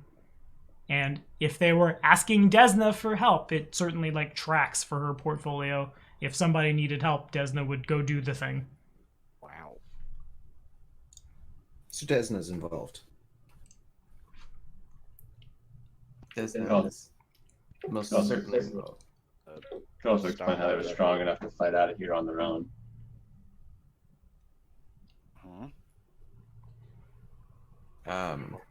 Interesting. So is there anywhere else to go? There would be, so far as you can tell, you've moved through everywhere, seen a lot of things, but you haven't been given an answer. Before we move on from this section, what's in the other cell? The other cell appears to be just an empty, like, there's an anti-magic field in there, so if someone was stored in there, they would be like a dragon? Or like a wizard, or so on and so forth. They couldn't get out or do a lot of the things to function, but there's presently nobody in there now. If we managed to lure a shadow demon into one of these cells, would it be stuck, or could it still like phase through the walls and stuff? It could still, like, it would not be able to cast, it wouldn't be able to possess somebody, but like, it's its nature that causes it to move through. For the same way that, like, I'm like 90% sure, I'd have to go back and look at it, but I'm pretty sure a Shadow Dancer's hide in plain sight functions in an anti-magic field. It just would stop spell likes and things. Does he still hear voices? He who? We've all been hearing voices. Yeah, Hagen? just like not in this room. Everywhere else, yes. And again, it's not just me; it's everybody. Yeah, Hawkins Right. just, I didn't know if going into the anti-magic field stopped the just voices. resets the clock over and over again. In any case, we've reached that point in Wrath of the Righteous where Tommy's bladder's real good at doing what Tommy's bladder's real good at doing. I'll be back in a second, y'all. I gotta run to the potty. One of these days, I will not have as, how dare I say it, a bladder as on time as it is right now. But I always gotta, in the middle of Wrath of the Righteous, we gotta go potty. But I'm back. What do now, team? I'll put Hawken back on the board. We're trying to find where we haven't been yet.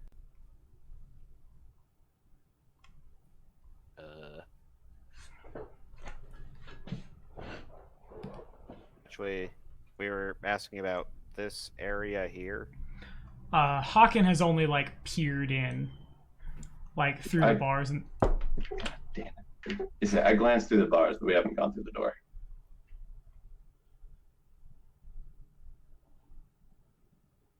Shall we?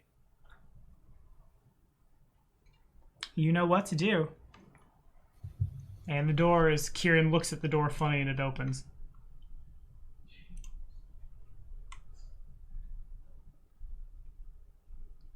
And more of the same. It looks like somebody, like, went inside, killed the vampire spawn in their cells, and then, like, went on about their day. Okay. Well, I appreciate how thorough that. Where have we not been?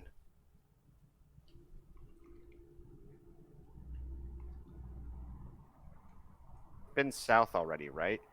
Yeah, down there was the Shaxi torture room. And books! Lots of books!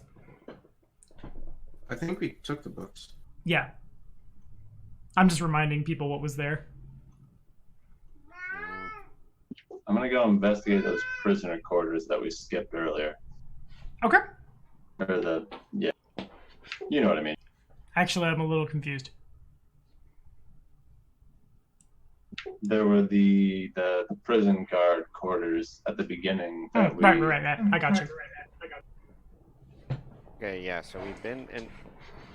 Ah, man, I don't like this dungeon. You don't like any dungeon, Nick. Navigate. I kind of wish Raponethuk would have gone a little farther so I could have heard that more and more every other Monday. Technically, we haven't been this way, but I think this is just the entrance. Such smart is our oracle.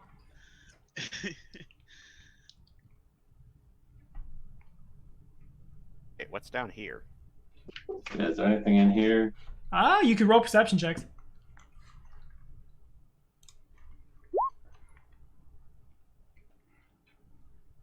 Bam. Who to do? I guess let me go ahead and get a will save from everybody again. One of the things I like the most about dungeons that say things happen every hour is I don't have a good way to track it. Anyway, Grzak would fail. Prevent that. Hawkins super good, Kieran's super good, Tempe continues to be really good at her best save. And super good. So Grzak, there's probably some of it does sound like throat singing for a second. And you're like, oh, is that my cousin? And then it starts to like scrape at your sources of hearing, and you're good. But I ramble enough. Wait, did you say that these are happening once an hour? Wait, so do I still fail, or... No, you passed. Okay. Did we find anything down here? I'm getting there, you nerds. You go looking around and you don't like. There's definitely. Screw it. You were close enough. There's a secret door over here. Otherwise, we'd all be just throwing perception checks at the wall and never getting there. Yes, on the southern end there is a secret passage. Secret tunnel. That's one they haven't done yet in Dragon Prince, but I'm betting they will.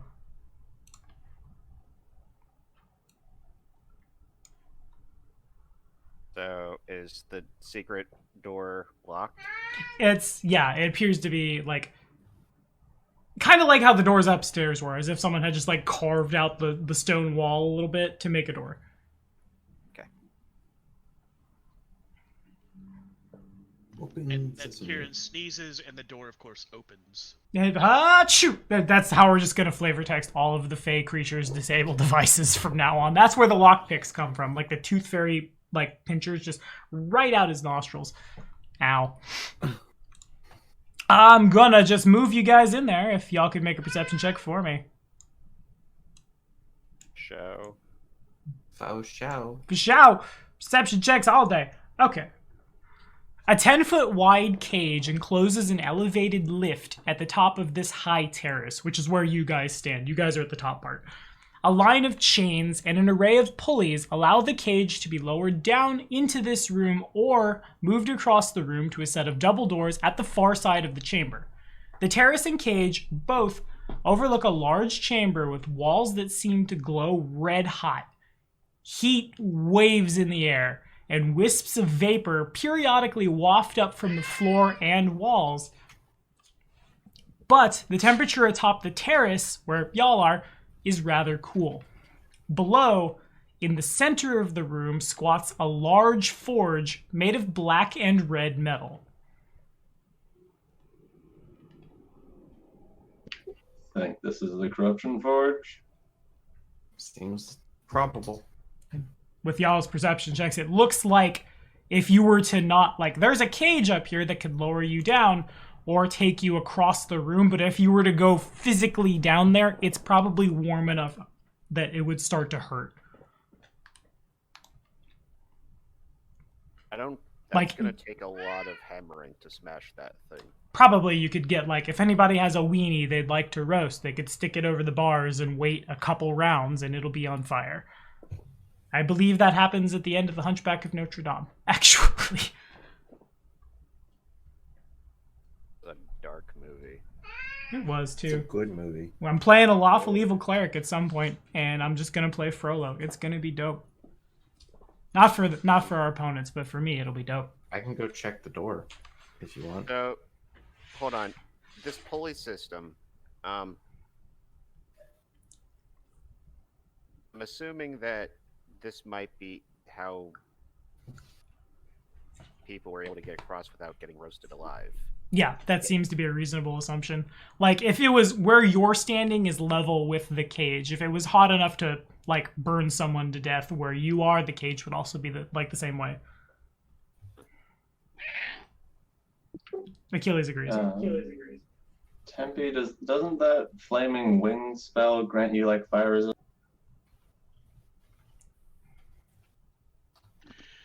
Up to and including fire immunity eventually. Doesn't it, like, tick up depending on how many wings get taken? I forget. Yeah, it's anytime I actually take fire damage.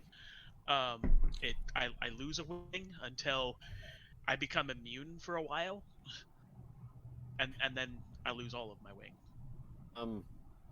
You know what? I'm a risk taker. Well, for now, I'm going to be a risk taker. If Grazok sticks his hand through the bar to kind of feel how intense the heat actually is, what's it really feeling like? It is super hot. Like, I'm trying to think of the last time I burned the shit out of myself to use this flare. Yes, I work at a Chipotle and I like to drum on things, and I definitely accidentally drummed on the top of the tortilla press while it was on once. I'm surprised I still don't have that mark. But it's like you stick your hand through the bars and it's hot enough that you quickly retract your hand. Probably a little bit of like smoke rises from it.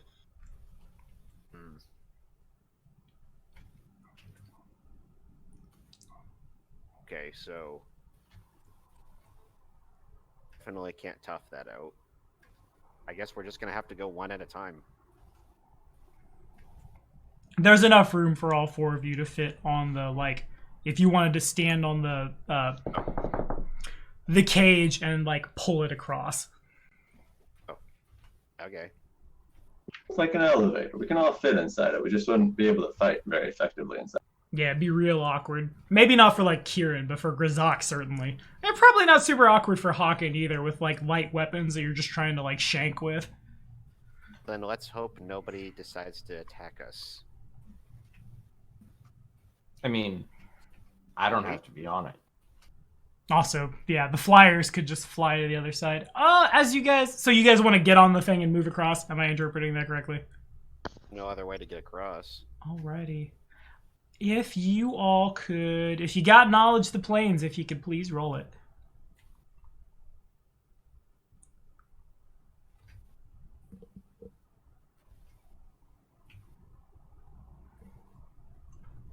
It's pretty obvious to Kieran. Hawken, you're not quite as sure what they were for, but as you begin making your way across, you can see, like, faintly glowing in the, what's giving me really hard Fire Temple from Ocarina of Time vibes, I'm not gonna lie. In the center of the room, like on the floor, there's little tiny glowy symbols. Does anyone speak Ignan? Language of fire elementals? Take that as a no. In Ignan, very clearly, Hawken, some kind of outsider was bound here at some point. Kieran, you're pretty sure, if you had to guess, something along the lines of like an Azur or a Salamander or a Freet or something like that. Probably the people working the forge. Looks like at some point, like, the runes still light up as if they're in effect, but they kind of like flicker on and off, like the power is fading from them, which would seem to imply that at some point somebody dispelled, shut off, or otherwise messed with what was binding what ran the forge in here. There are also several doors to several other rooms down there. It's just a little too warm, probably. But the door on the other side is unlocked if you'd like to open it.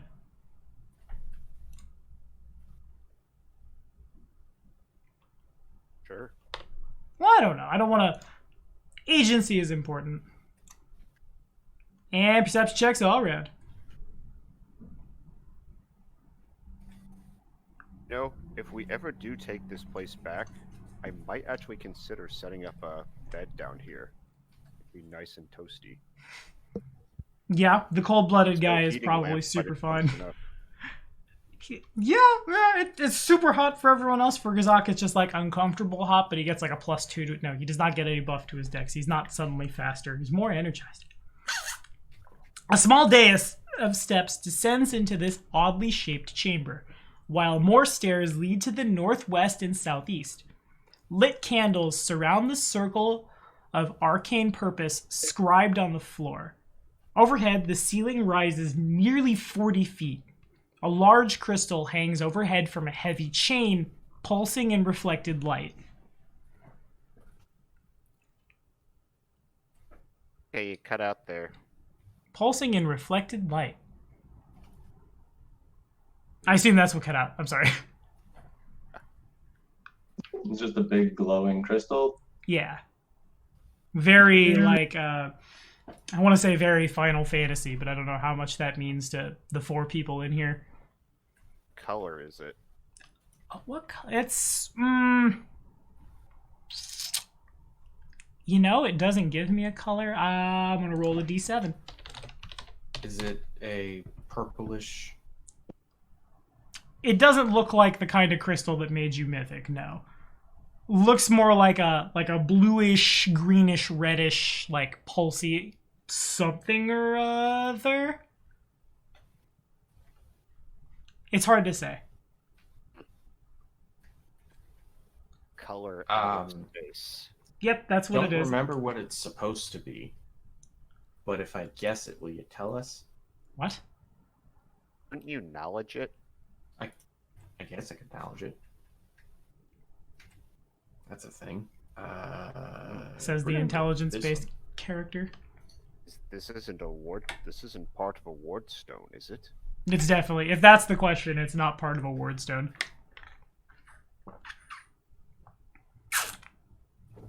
However, it does appear...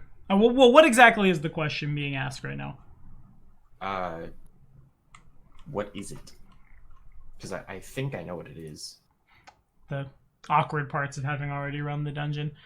It looks like whatever it is, it doesn't take a wizard to know it's radiating arcane magic. You look it up and down, Kieran, you fly up to it, and it appears to be drawing in power. Like, all around it, up and down it. As if to, like, draw in the power of the world wound itself, almost. Bits and pieces of the abyss being, like, drawn into a central place. The crystal is kind of pulsing a little bit. The first thing you can think of, Kieran, as you see this, is it looks like it was a ritual that was, like, half done, and for some reason whoever was doing it had to stop. It looks like a bomb.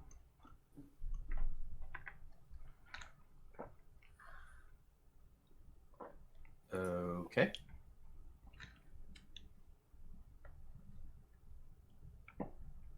If, like, had whoever was doing whatever to it been successful, but again, it looks like they were stopped, like, midway through, it wouldn't have necessarily opened a second world wound, but the idea is similar. Like, a gate to the abyss would have opened on the Citadel. All of the no. All of this. Kind of like, I don't know how many people have watched Bed Knobs and Broomsticks, but it's sort of like when they go to that mansion and there's that undetonated bomb that the Nazis shot, like, just kind of sitting in the ground, and it's fine, and no one's gonna die, but don't touch it. That kind of thing.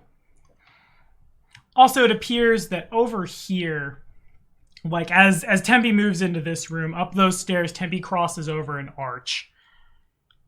Or crosses through one, rather. Once upon a time, Kieran, with the Arcana check, looks like it was a gate, but the gate is now inactive. And this thing is the gate? No, the gate is, like, on the stairs. Oh, there's a gate here. Okay. Yeah. Oh. This is just wow. Just keeps Okay, getting so better Karen and tells better. us that that's like a bomb. What, Karen? What would you tell us what this is? Magic voodoo bomb. Magic voodoo. What's its? Yep. Magic voodoo whatsits. There's another room down here. Just assume that means don't touch the giant crazy. Wait, this thing is a piece of the abyss. It must be radiating all kinds of evil, nasties, energies, right? Yeah, it probably... I mean, technically, we can't detect evil, but... Says the paladin who traded that part of his class out. Dawns on Kieran... God, names are hard. As you're, like, looking it up and down and stuff, that this particular... bit of eldritch power is most likely the origin point for a lot of, like, magic that is radiating through the dungeon. Most likely not only the dimensional lock that's placed here, the Unhollow effect, probably also the source of, like, the voices.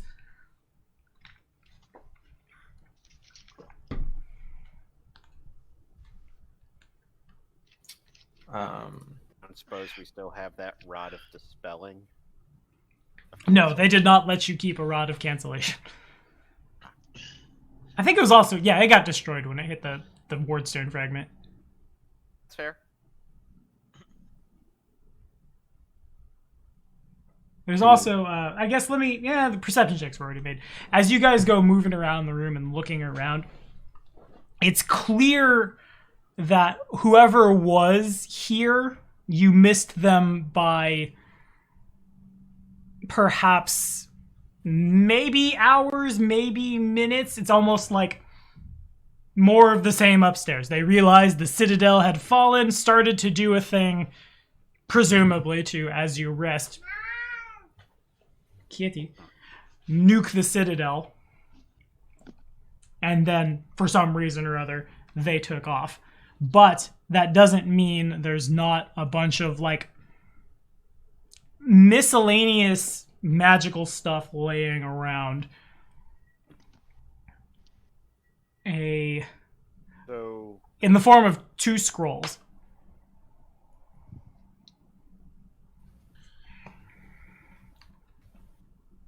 it's in the form of 2 scrolls. Like, when I say miscellaneous magic stuff, there are a couple of scrolls on the ground.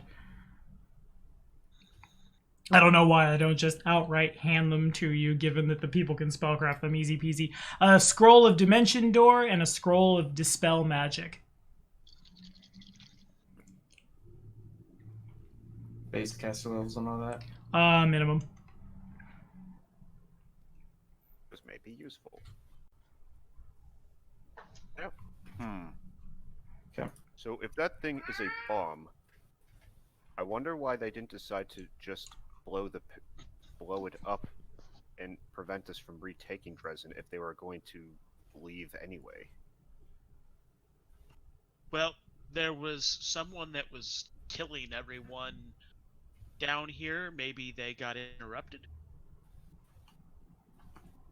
That would seem to track. Hope that whoever did that got out okay. Is this door locked? That one actually isn't. I know, Achilles. Yes or no? It is not. All right, let's go through this door. And through the door is a hallway. Let's go down that hallway. Do it. Go down that hallway. Wait. And there's another door.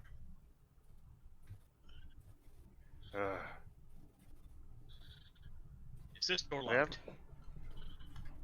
Wait, let's wait for all of our friends, and then is this door locked? All players must stand on the platform. I can't see anything. So the dwarves built Dresden, and that big chamber, I'm assuming that big chamber was there before they decided to turn it into whatever the hell they're doing down here.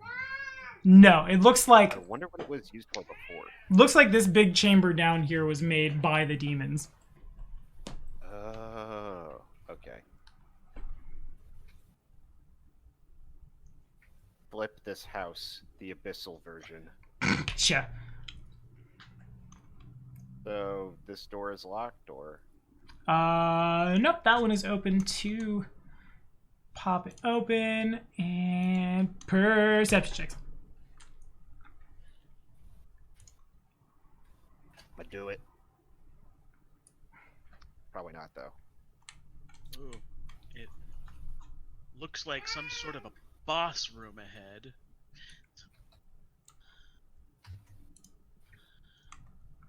Don't know what this boss is. I just see a giant circly room. It sounds like something I need to kill. So the room here kind of like drops off a little bit. You guys can see at the very far end, like if you were to go straight up from where your tokens are, all across the room there's like pulsating bright red lichen illuminating the ceilings, the walls, everything. The walls themselves display very elaborate, very colorful murals of demonic entities.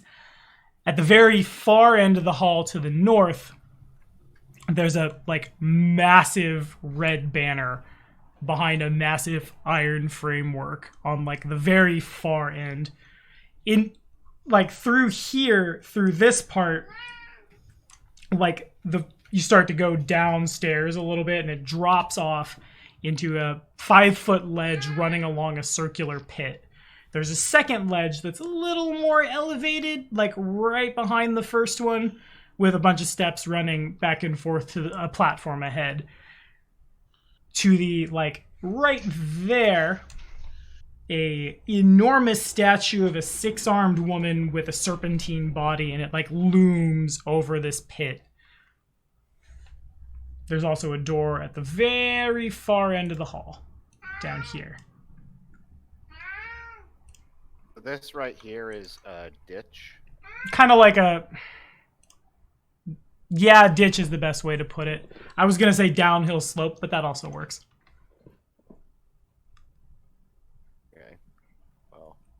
Does it look safe to walk across? It's pretty steep. You, Grizok, could climb down. The flyers are fine. Everybody else would need to, like you would be sliding down to move down it. Yeah.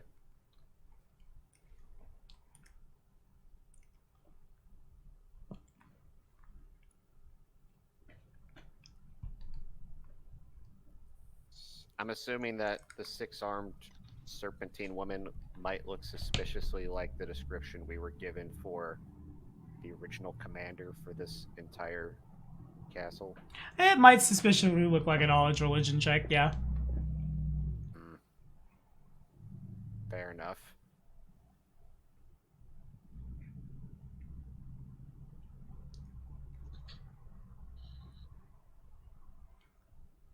Grizok, you're yeah, Temmie can figure out. That's indeed the statue of a Merilith.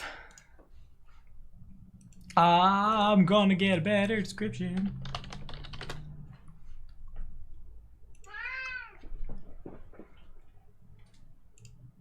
The Meriliths are like leaders of hordes of the abyss. They usually will report directly to my cat Achilles. They will usually report like directly. I believe that wholeheartedly. Yeah, I bet you do. He likes some humans, but Tim is not one of them. Usually a Merilith will report like directly to a powerful Baelor or a demon lord or something like along those lines. So powerful are these creatures. They are about 20 foot tall from head to tail, weigh about 4,000 pounds. Usually, like, you gotta really be sadistic and horrible to come back as one of them. We're talking, like, sadistic generals, exceptionally violent warlords, the cruelest of kings and tyrants will return to them life as a creature that is so powerful it radiates its own unholy aura. We're talking true seeing. We're talking 6 arms, usually armed with all manner of different kinds of strange weapons. Very scary. Very powerful. So, if it's all the same to you guys, I'm just gonna climb around this door. Okay, you should be able to move all the way down. Is that door locked? It is not. I can't imagine why it would be. Okay. Guys, it's safe on this side.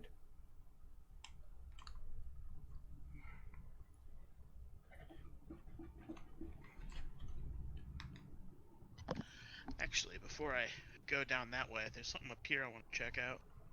Okay. What's this thing? That thing is... Oh, it's a thing. You're very sure it's a thing. So like I said, Is it a knowledge religion check or something like that? Yeah, it is. Actually, it literally is. The over here, I'll do a little doodle on the board really quickly. On the other side of, like, there's an iron cage here, and there is a very big red banner with the Iomedae's holy symbol hanging on the walls. Tim, you're not sure what you're looking at as you turn and you see this here. It's Haken is a little better off. You would get a description. I'll give you that much. Let me grab it really quickly.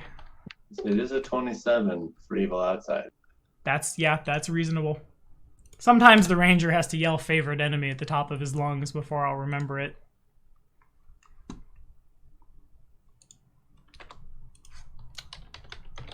Boom. Come on. Here we go. I don't know why the SRD is choosing to be super slow. Today, on the day of my daughter's wedding, leap day, the creature is tauric in nature, with the head of like a large, emaciated, bulbous insect-like thing, then like a human's torso with bug wings coming out the back and a scythe, and then... I swear to God, there we go. That wasn't so hard, was it, Google? Was it Achilles? You guys would definitely recognize it as the image of the demon lord Discari.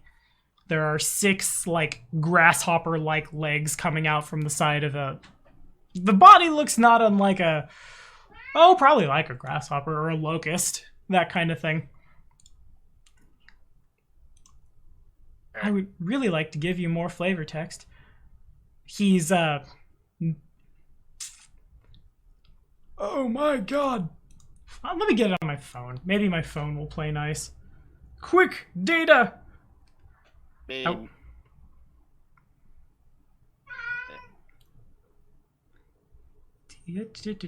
Everyone listen to Achilles meow while I dig this up. I don't know why my shit doesn't want to run today. But that is what it appears to be. A depiction of the Demon Lord himself. There we go. Phone wants to be a helper. Thank you, Phone.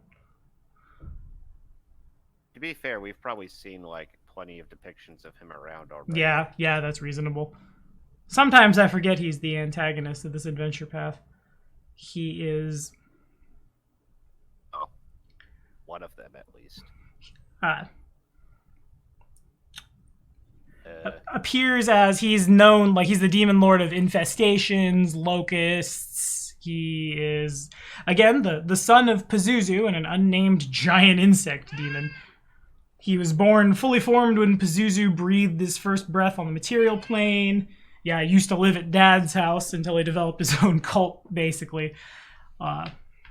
He's been interested in the barbarian nation of Sarkoris since he discovered the material plane, and over time there, his cult grew and built a bunch of secret temples, and then eventually he sprung out of a hole in the ground, and there's the world wound. A long time ago, his avatar and his followers were driven into the Lake of Mist and Veils by, like, Aridin himself, and this is one of the things that Aridin is, like, known for.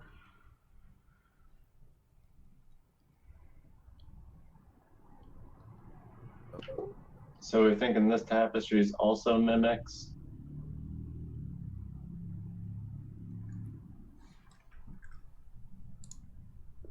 Ami? I mean, that would be perception checks if it's an illusory thing. Or if it's just another fake. Mm-hmm. So I Haken, actually got a good perception check this time. you do, and Grizak is the closest when this happens. So you go. It appears to indeed be what you're looking for, but as you get a little closer to it, the murals behind... Let me make sure I understand where this trap is going, because I don't want to screw it up. Dun, dun, dun!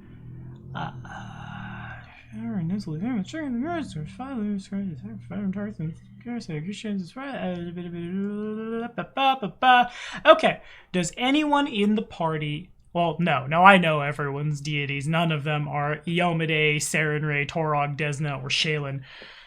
Look at you guys using your non-core deities so you get to avoid the effect a little bit. Can everybody... I'm sorry? Apsis a core deity. He is not. I wish he was, but... Oh, he's not? Core deities are those 5 and then, like, the evil ones. But if all of you could make a quick will save, as Grizak gets a little too close and the statues in the room, they all, like, open their mouth and out comes an image of Discari, like, cutting Iomedae's head off, grabbing Torog by the beard and pulling him down onto, like, the pincer of a leg, throwing Sarenrae into something to freeze her. And everybody passes real... Oh, actually, Haken would fail. So Haken has not been having good luck with... No, thus far I've rolled a 2, a 3, and a 4 on will save. This one was my B. I activated it by mistake. You activated his trap card. You activated my trap card. No. Looks like Kieran would fail as well. Actually, factually, I'm betting this has a descriptor you want it to have. Yeah, by virtue of the righteous medal of command, or I think actually rather the righteous medal of vigor is enough to where Kieran passes. But if Haken would like to surge it up, he could.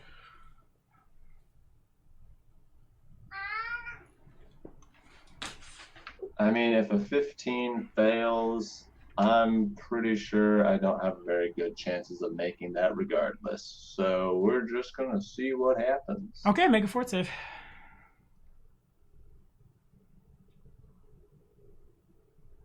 Everyone else recognizes what they're looking at as like illusory. This isn't real, but Hawken like freezes for a second as an image of, oh, we'll say it's the Shaylin one, the real pretty rainbow one, makes its way up and reaches out and touches you. And when that happens, its form changes like in the snap of a second to the form of the Nabasu that killed your family so long ago. And like you're able to push back at the last second.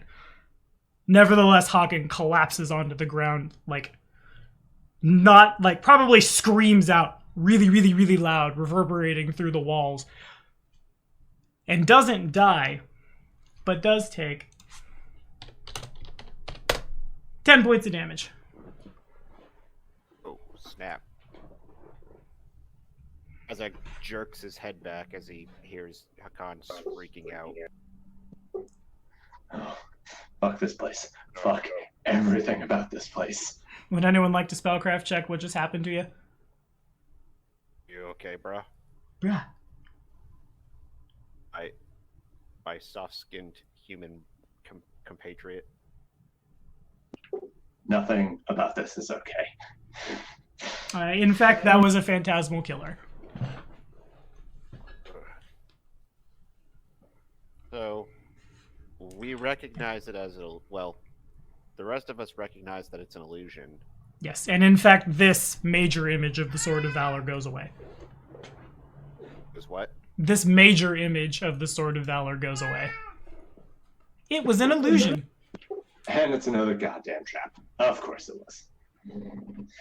And what was behind it? Behind it, nothing. No magic armor this time, Paladin. Oh. I kind of want to play Wrath of the Righteous at some point and worship a deity whose favorite weapon is some kind of polearm, so I can run around and get all the stuff from this and literally have my spear and magic helmet and just be Elmerfoot. Oh, with my spear and magic helmet. This cat is gonna be the death of me. Please, actually, you got me a group of patrons, buddy. Come here. Come hang out. Down the scary spiral staircase hole? Down the... Okay, fair enough. So... I might have missed part of the descriptor. Is that what this actually is or no? I mean, that's close enough. How deep is this pit? Pretty Actually, deep. No, the stairway is right here. Or door is right here. Okay, so, really quick, before we start yeeting tokens around, a thing happens. So everyone is where they are. Okay, hold on a second, I'm gonna let this cat out. You filthy creature, there's nothing out there for you. He's just gonna go scream, and then he's gonna realize there's no food, and he's gonna poke his head through my door, and just continue to scream. There we go. I said, if we are where we are, I am a square between 3. Okay, so I had to go back to the top and then go to the bottom again. Started at the bottom, now we're here. The pit itself looks to be, maybe 40, 50 feet down. It's hard to say. Actually, make a will save if you could, Hawken, on that note. Hawken again? Yeah, Hawken, the person looking down. Sorry, make what? A will save, please. And there he is, screaming outside the door. Yeah, you look down and you blink and you blink and you realize the floor, like, you notice it and it's about like 40 feet down. Then you're like, no, that's like 10 feet down. And blink, blink, rub your eyes. There's an illusory wall there that makes it seem like it'd just be a little drop down. But in fact, there's an illusion to create a false floor and then another, like, 30 feet drop into a viscous green knowledge engineering check.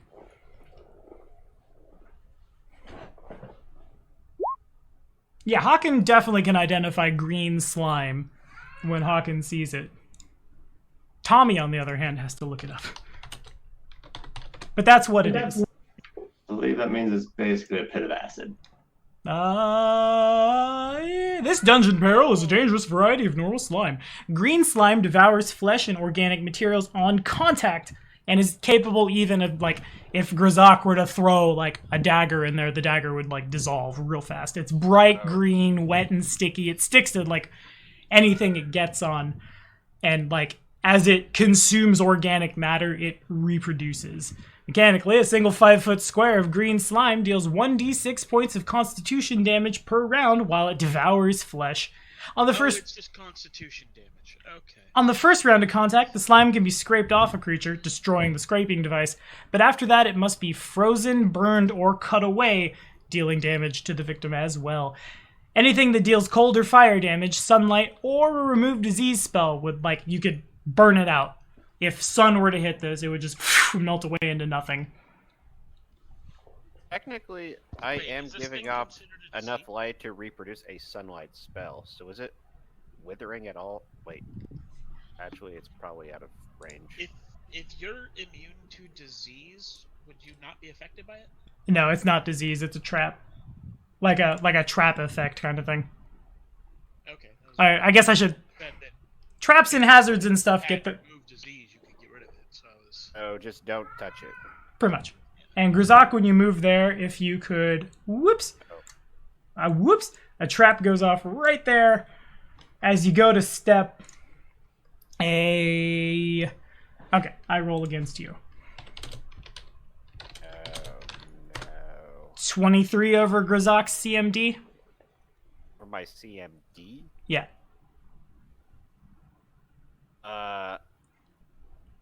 It's gonna try and push you in the Yeah. pit. That's a 20 to Wait, beat it. that's my CMB. My CMD... Holy crap, my CMD is massive. I should hope. You're the big, strong marshal. You better have... 8. Okay, yeah, fair enough. So, Grazak, you go walking along the chasm and you feel a slight push, and you probably, like, turn, like, 15 degrees over, but it doesn't quite seem to fire. And you realize you stepped on, like, you look down and you move your foot, and there's a little rune that is now glowing on that square. Ow. That kind of hurt, but... So, something was about to just push me in, but...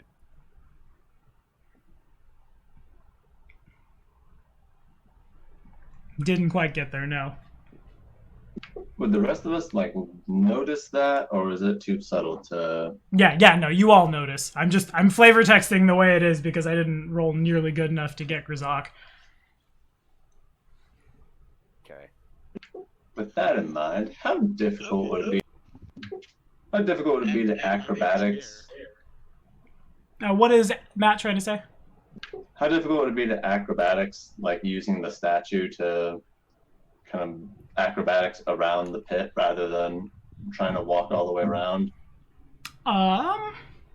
That's a fine question. The boom. Yeah,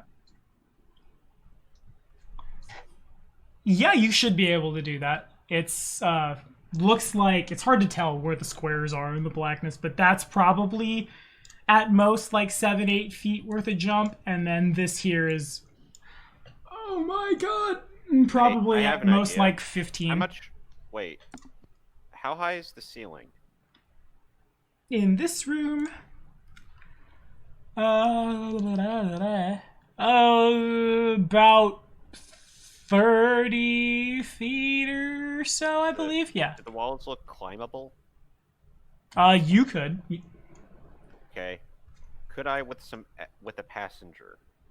You might need like, well, yeah. It comes down to how you guys got down into the crevasse a long time ago.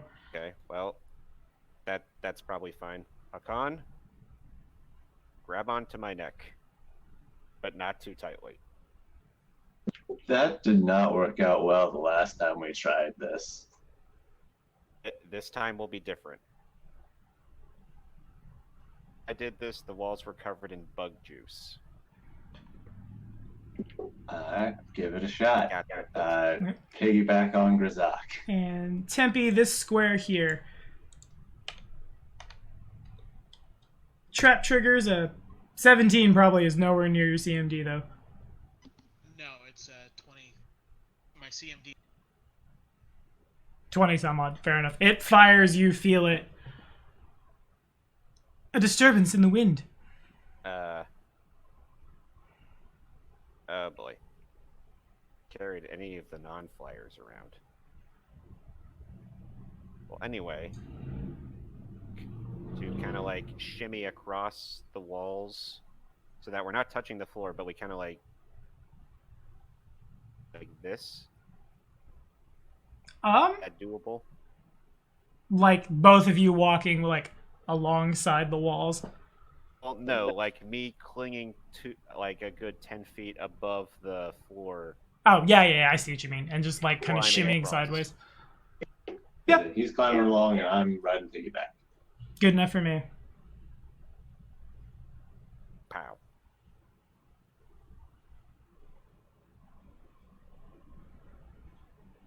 And Kieran can fly. And Kieran can fly. Alrighty.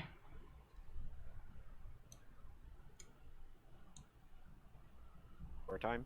Door time. So a lot of this encounter, at least for the first couple rounds, is going to be like pseudo theater of the mind-ish, unless somebody has see in darkness.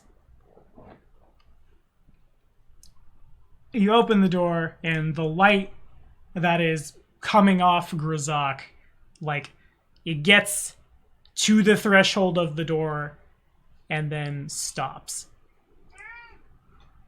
Oh. If anyone would like to roll a spellcraft check. Magical darkness, right? If anybody would like to roll a spellcraft check, they may. Yeah, indeed, the light has contacted an area of deeper darkness.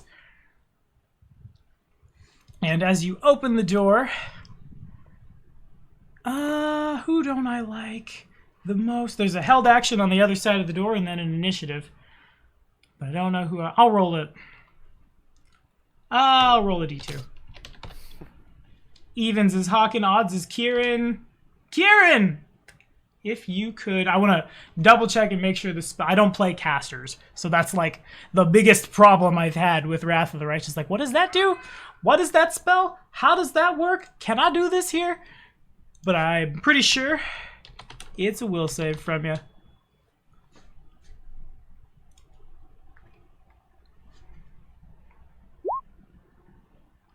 Which is a...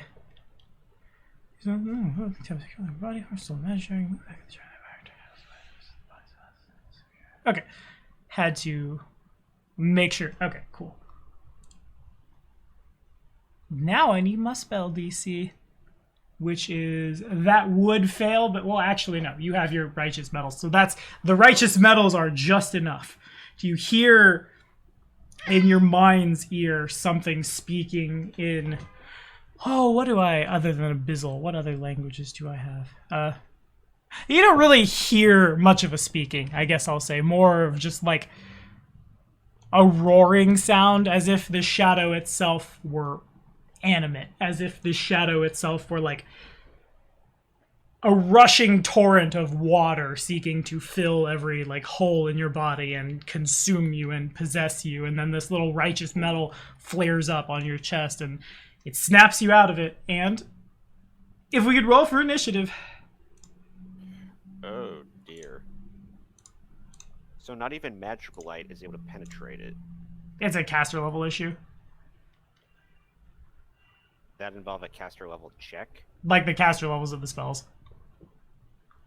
Hold on, you cut out at that part. Like the caster level, the armor does not break the darkness.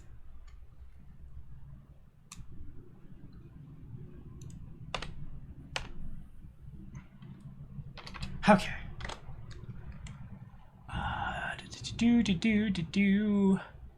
I have a lot of mythic things. I want to make sure I get them right. They're not written in this stat block as well as they could be, and I'm not used to having them.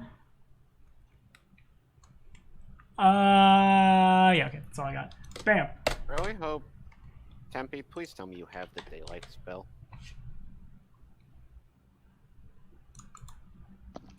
Let's take a look. We got that scroll of dispel magic, if nothing else.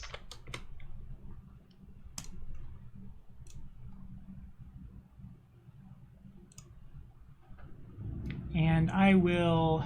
How do I want to do this? I'll put that there. Oh my god. You can't see... Well, I guess I could just... Nah, it'll be fine.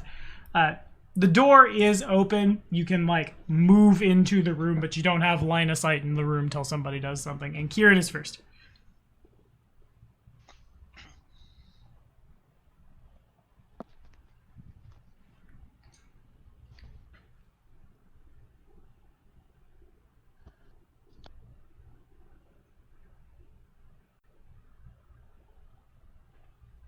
Hello? Aaron? I see a can y'all hear me at 3:37. I think he might have been trying to scream at us for a while. Ah, Pip. Hello?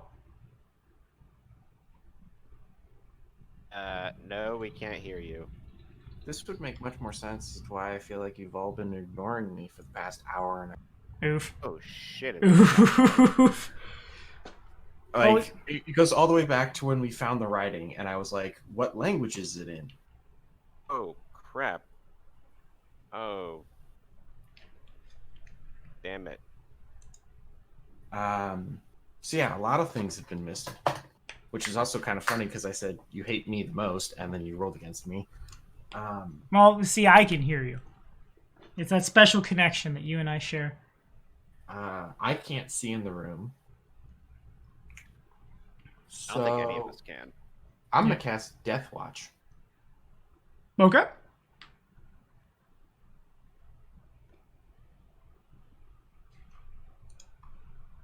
Anything else from you? I don't know if that will that actually give me vision of where he's at. Oh, fair enough. I don't know what that spell does.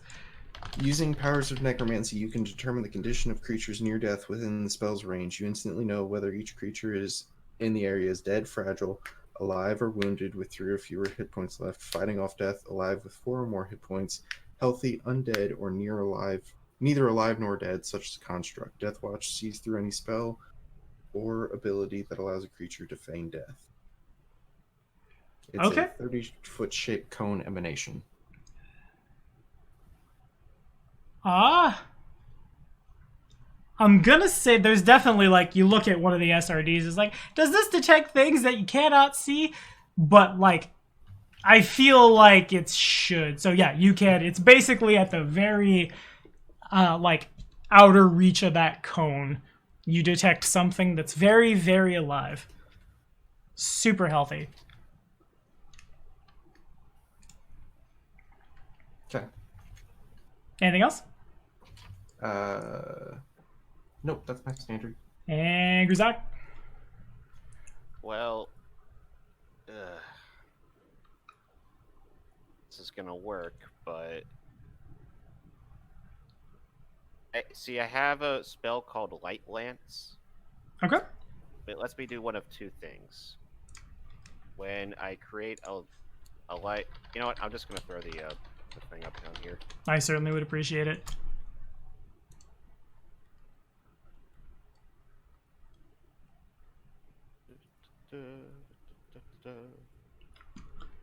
Da da da da da da da.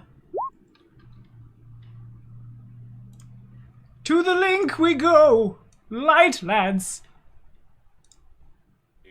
It's like a lance, but you can finesse it. You must have a free hand when casting, and once you call the lance into your ring, you can't get rid of it. It's a beacon of light and truth, creating an area of bright light with a radius of 90 feet. If you choose to do this for one more additional round, the lance also casts a spear of brilliant light up to the sky that grows progressively more visible as it continues to climb over the heavens under the cover of stuff. Nice. So you basically have a giant beacon gun. Okay. Well,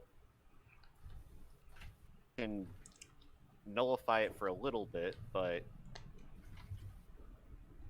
seeing as my luminous armor wasn't able to break the darkness spell, and it's the same level spell as my.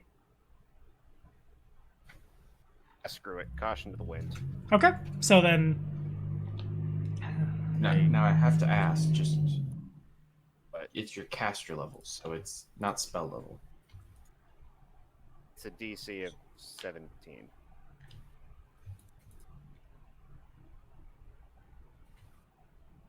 Cast level or spell level, I think, would be the same in this case. yeah, and in either case, casting like Grzok casts Light Lance as a standard action, then needs another standard action to like as a standard action while holding it. You can like, he holds it alight, and then bright light happens. Yeah. That's the hope anyway. Okay. Anything else from you? That's all I'm gonna do right now. Alrighty. I actually need to double check really quickly. I'll just ask. It'll be faster. There's a deeper darkness in the room. What happens when he does that? Casters who know more than me. They fight. Say that again. Casters who know more than me. He's cast Light Lance. There's deeper darkness in the room. It's based on the higher spell caster level. Okay. Whoever has the highest caster level, their Wins. wins. There's wins. And what's Grzok's caster level? It's 4? Okay. I thought it was based on the level of the spell. No, it's caster level. So if you're level 9, then your caster level's 9. You're 9. Yeah. I know because that's what I was planning on doing my turn, and it goes into that under daylight. Fair enough. Like counters and dispels darkness and deeper darkness if it's got a higher caster level. Which it... Okay, got it. So then... let's get a will save from Grzok. That sounds fun. Oh boy. Okie dokie. Yeah, you... More of the same directed at you. The light appears and it cuts short of where the darkness emanates in the room, and then the sound... Out of my mind, creature. As the sound of darkness rushing into you. In your case, it kind of deflects off, and there's the roar of darkness is negated by the roar of dragon anger, I suppose. And you're good. And Hawken.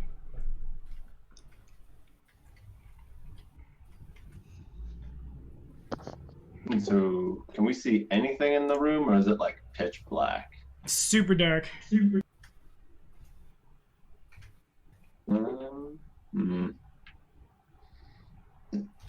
I guess hold my action to attack anything that comes out of the room. And Tempe.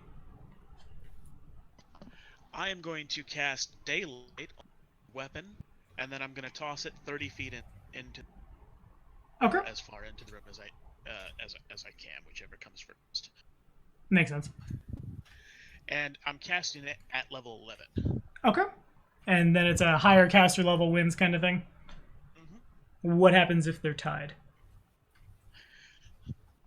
It doesn't actually say that. Because that's where we're at with it. Yeah, Alas, there was no chance of me succeeding. Or no, wait, no, I lied. My CR is not my caster level. That CR, it's your caster level. I forget CR is one more than hit. It's weird. Indeed. I say daylight says it counters or dispels any darkness spell of equal or lower level. Also good. Cool. And everybody make a perception check.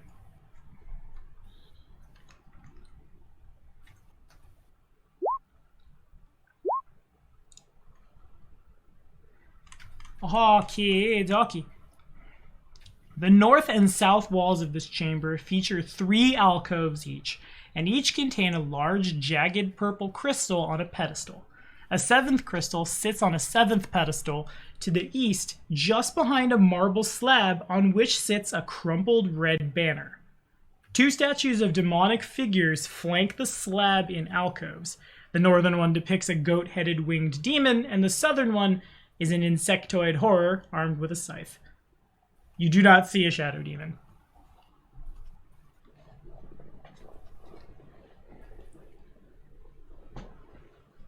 Do I still set the Shadow Demon? Hello, friend.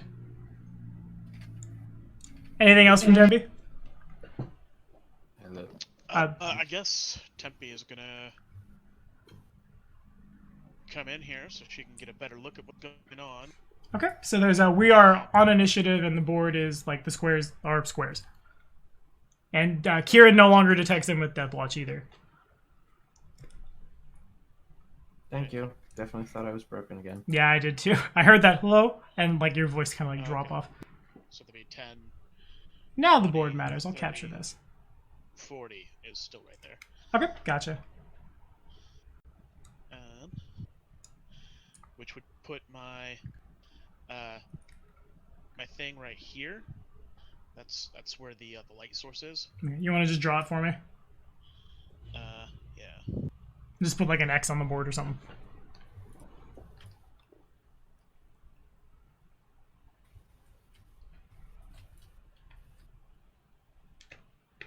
There.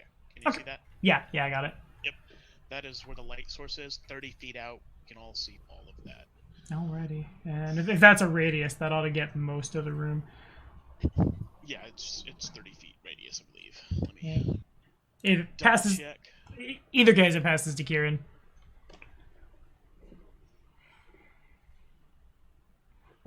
So it's here. 5, Nope, 10, it's 60 foot, so it's the whole room. Even better. And most of out here too. 30. So I'm gonna do some marking, and I apologize. You're fine.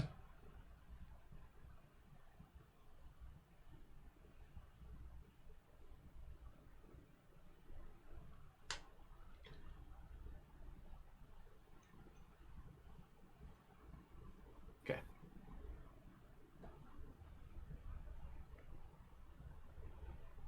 I will move to here. And then I don't know how this is gonna. Oh, of course it does.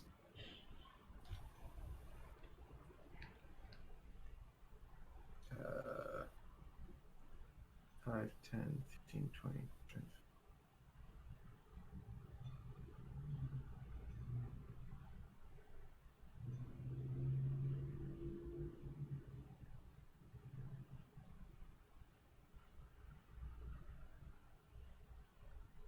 Do I sense anything? Oh, with Deathwatch? Yep. Tempe. And okay. Probably I have no Grazak idea. too. I have nope. This is the cone. I The see. The red bar is my Radius. Or radar. like if you were to turn around. Yeah, gotcha. Because I will pirouette in this space, Okay. searching for it. And that's my turn. Alrighty, and Grazak. 5, 10, 15, 20, 25. Step into the room next to the light source.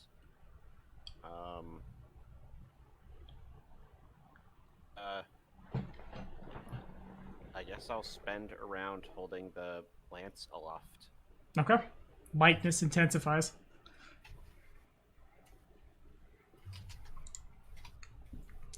And time for everyone's favorite game, Count the Squares.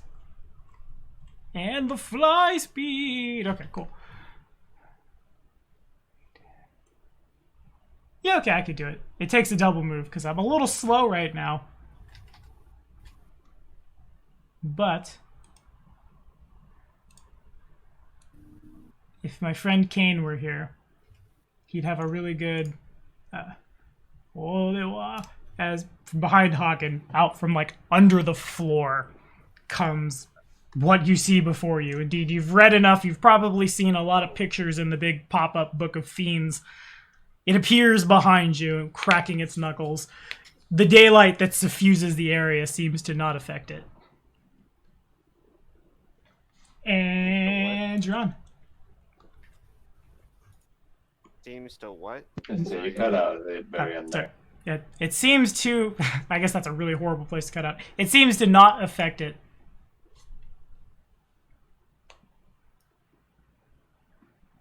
That's bad.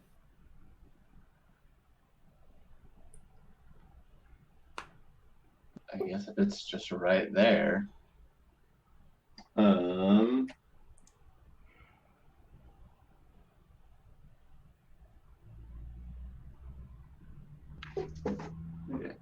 Real.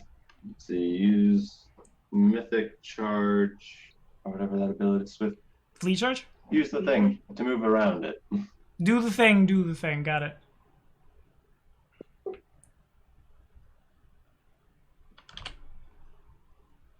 How the hell did it get around us? It can move through the floor. Oh, crud. Right, incorporeal. Bastard.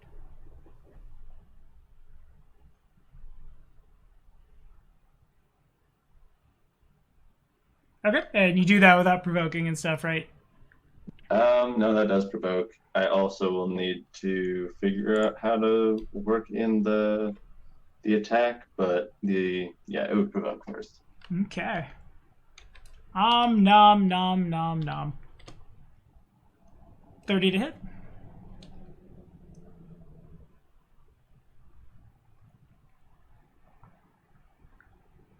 So actually, here comes a question of when...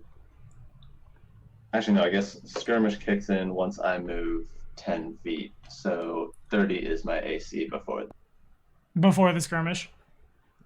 Yes. Alrighty, then I'm gonna surge for 4 more. Well, no, 30 is my AC before skirmish, and skirmish kicks in after I move 10 feet, so I think that would have hit. So it would have hit without the surge. Yes. Okay, then I don't surge.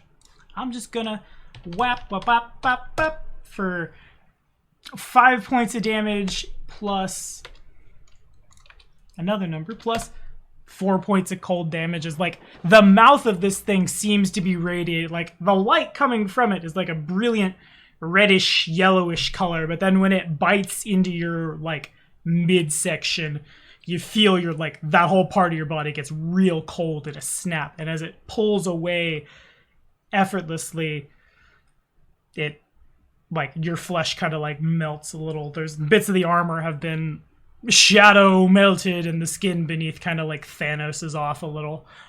Oh shoot. Proceed. So like is part of his armor like destroyed by it? Not mechanically. The thing about having dope flavor text is you got to make sure your dope flavor text doesn't sound like you did bad things to the gear. Okay, so this one's for the fleet charge, and so I would add my tier to the attack roll. So that should actually be. I did not include my favorite enemy bonus. That should actually be 35, I think. Okay, 35 hits.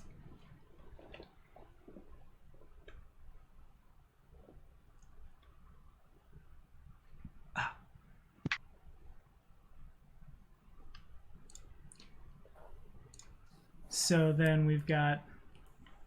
Damn. Sorry, I'm tinkering with... So that would be... Actually, I'll just roll my other... For it. Oh, right, because new macros, because new weapons.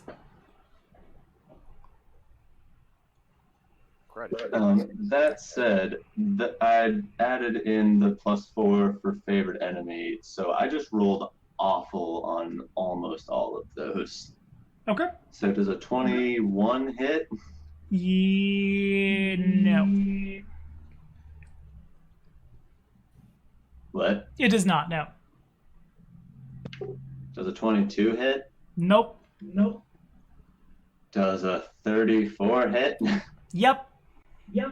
Does a 26 confirm? Yep. Okay. So the first attack from the fleet charge automatically ignores DR. So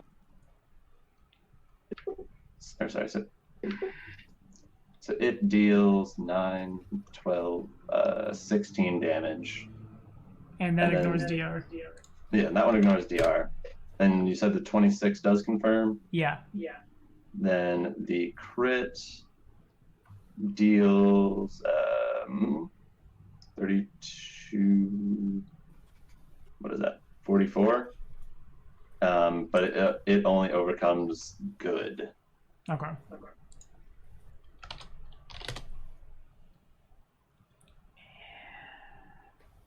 So the for my own math here, it's just the second two attack macros, right? What? The 29 and the 27 were those the thing? So yeah, the 29 was from the fleet charge. So that one found the thing. The second one on that one you can ignore that. Okay. And yeah, all my normal attacks are the other two macros. Got it. Okay, cool. So some of your attacks go stabbing in, and in some places you stab like right where a humanoid's heart would be, and bits of shadow like float off into the air from this thing. Some of the attacks, like you stab in and the shadow seems to just like discorporate around, and you can't really like find what you're hitting. In some cases you hit and there's not like any shadow bleed effect. Nevertheless, it seems a little angry. And yay, I pissed it off. you pissed it off. I'm gonna add Hawken on a separate label, because that token might explode again. And Sebby. Okay, so it's in this room here now? Yeah. Make sure to give me some room. Saying. Please give me some room. Okay, so I have to pop in here, and then it's right there. Let's sit back here. Actually, so that's 40, and then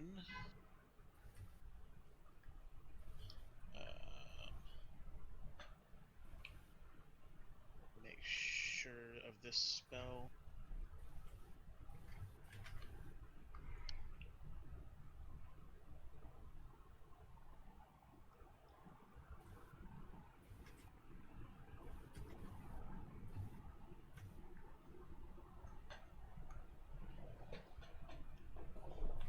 What's that? So I'm looking for. The Hierophant is looking through the vast tomes of all the things. Yeah. Is that the spell that I wanted? No. Shoot. Oh no, yeah, yeah it is.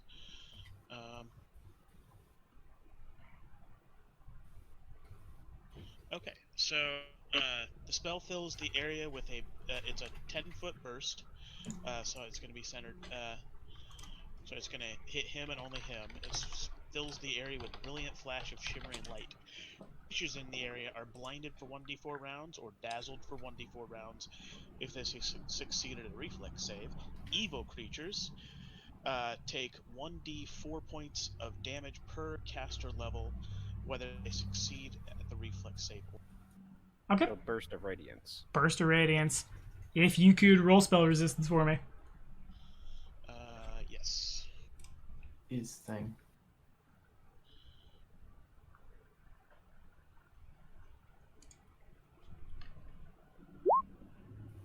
And then So then that would be 20 something to. it would if we had a caster level, you're good. It passes. Okay. If only just. And I have I just looked at it. I'm sorry. It's a will save. It's a reflex save. Reflex save. Dope. Yeah. Okay. It's DC is. What level is that? That's 2, so it's gonna be 26. Okay. Did it pass that? It did. Okay, so it doesn't. It's not blind. Instead, it just takes damage, which is, I believe, just 5d6. 5d4. 5d4. Yeah, 5d4. And I am All right. dazzled for 1 round. There you go. Nice. I'm shining. Shiny. Okay. I'm sorry, does that have any effects on someone who's neutral? Shouldn't, no. And he can orient the burst like Yeah, over the chasm. It didn't hit you. It just Yeah. hit. Cool. And we'll do one of Kieran and one of Grzak and then call it for the day. How many? One of Kieran, one of Grzak, and we'll call it for the day. Okay.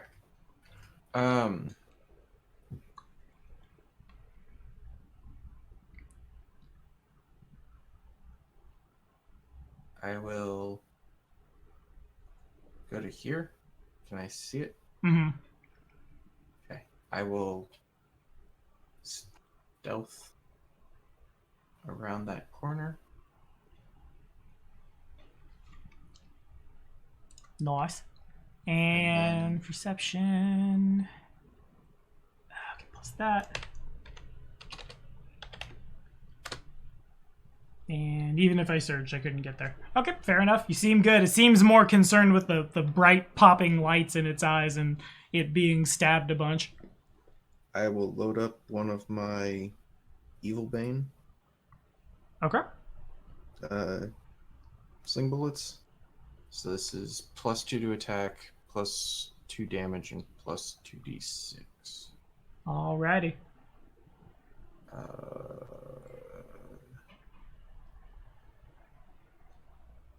Roll Making- them bones. What is going on here? Something seems off. My numbers don't agree between my sheets. Classic. Is Wrong? Let the man do his math. That's probably what's wrong. My mutagen is off because it's been too long. Mm-hmm. Okay, so +2 to hit, and then I'll roll the 2d6 afterwards. Okay. But I think this is correct. Alrighty. That would miss. Okay, I'm gonna surge it. Okay. You expend a use of surge and it would hit. I should have added the +2 there. So that's 81. Alrighty. 81. I need a calculator for this bad boy. You kids and your corporeals. And then he takes 81. Grzak, if Kieran's done, go ahead. It's still standing. 10, Does it take the 15, is massive damage a thing? Not in this case. 25, 30. I can barely see it. Can't attack with the reach weapon from around this corner, can I? You could. Oh, I could? Sure. Okay. Nice. I'm going to activate Smite It certainly pings. and try to jam my spear right into its ugly, inky, formless face. So, watch out. Watcha! Oh Well, my dear. well. The thing about those ×3 spear criticals. 29 would confirm. You know, the thing is, I actually forgot to add the ×3 multiplier onto here, because I just switched it out as I had the ×2 multiplier on here. Okay. So I guess if you want to tell me the total damage real quick. Okay, so just to verify, does the extra vital strike damage does that also get added, multiplied on crits? It does or doesn't? Adam knows better than I. What was the question again? If the vital strike damage, if that extra damage is also multiplied on a critical hit. I want to say yes. I'm going to go back and double check it. I thought Adam knew because he'd built this. But, not built Grzak, but built like a Mythic Vital Striker before. Well, Mythic Vital Strike only takes into account things that are multiplied on a crit. Multiply the strength bonus, magic bonus, another bonus, damn.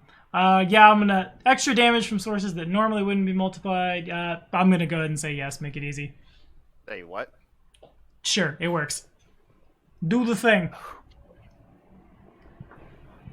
Okay, because even if that weren't the case, though, it's 60 plus that 33, but that extra damage.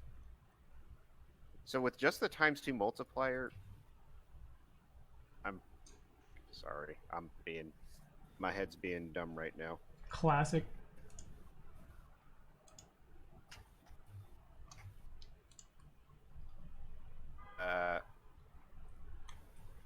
For a second critical damage. Okay. I'm asking, how should I do that? In terms of like the extra multiplier. Oh, so this is the crit from the first hit of damage. Okay. Just add in your basic damage. That would be the easiest way to do it, yeah. Can you use like the damage second? Is that the same amount of damage? Oop.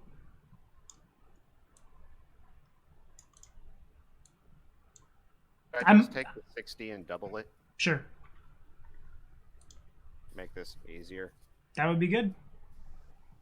So that would be so that would have been 120 damage. Okay. And that ignores all of his DR, but doesn't get around his incorporeal, so it adds that much more on top of it.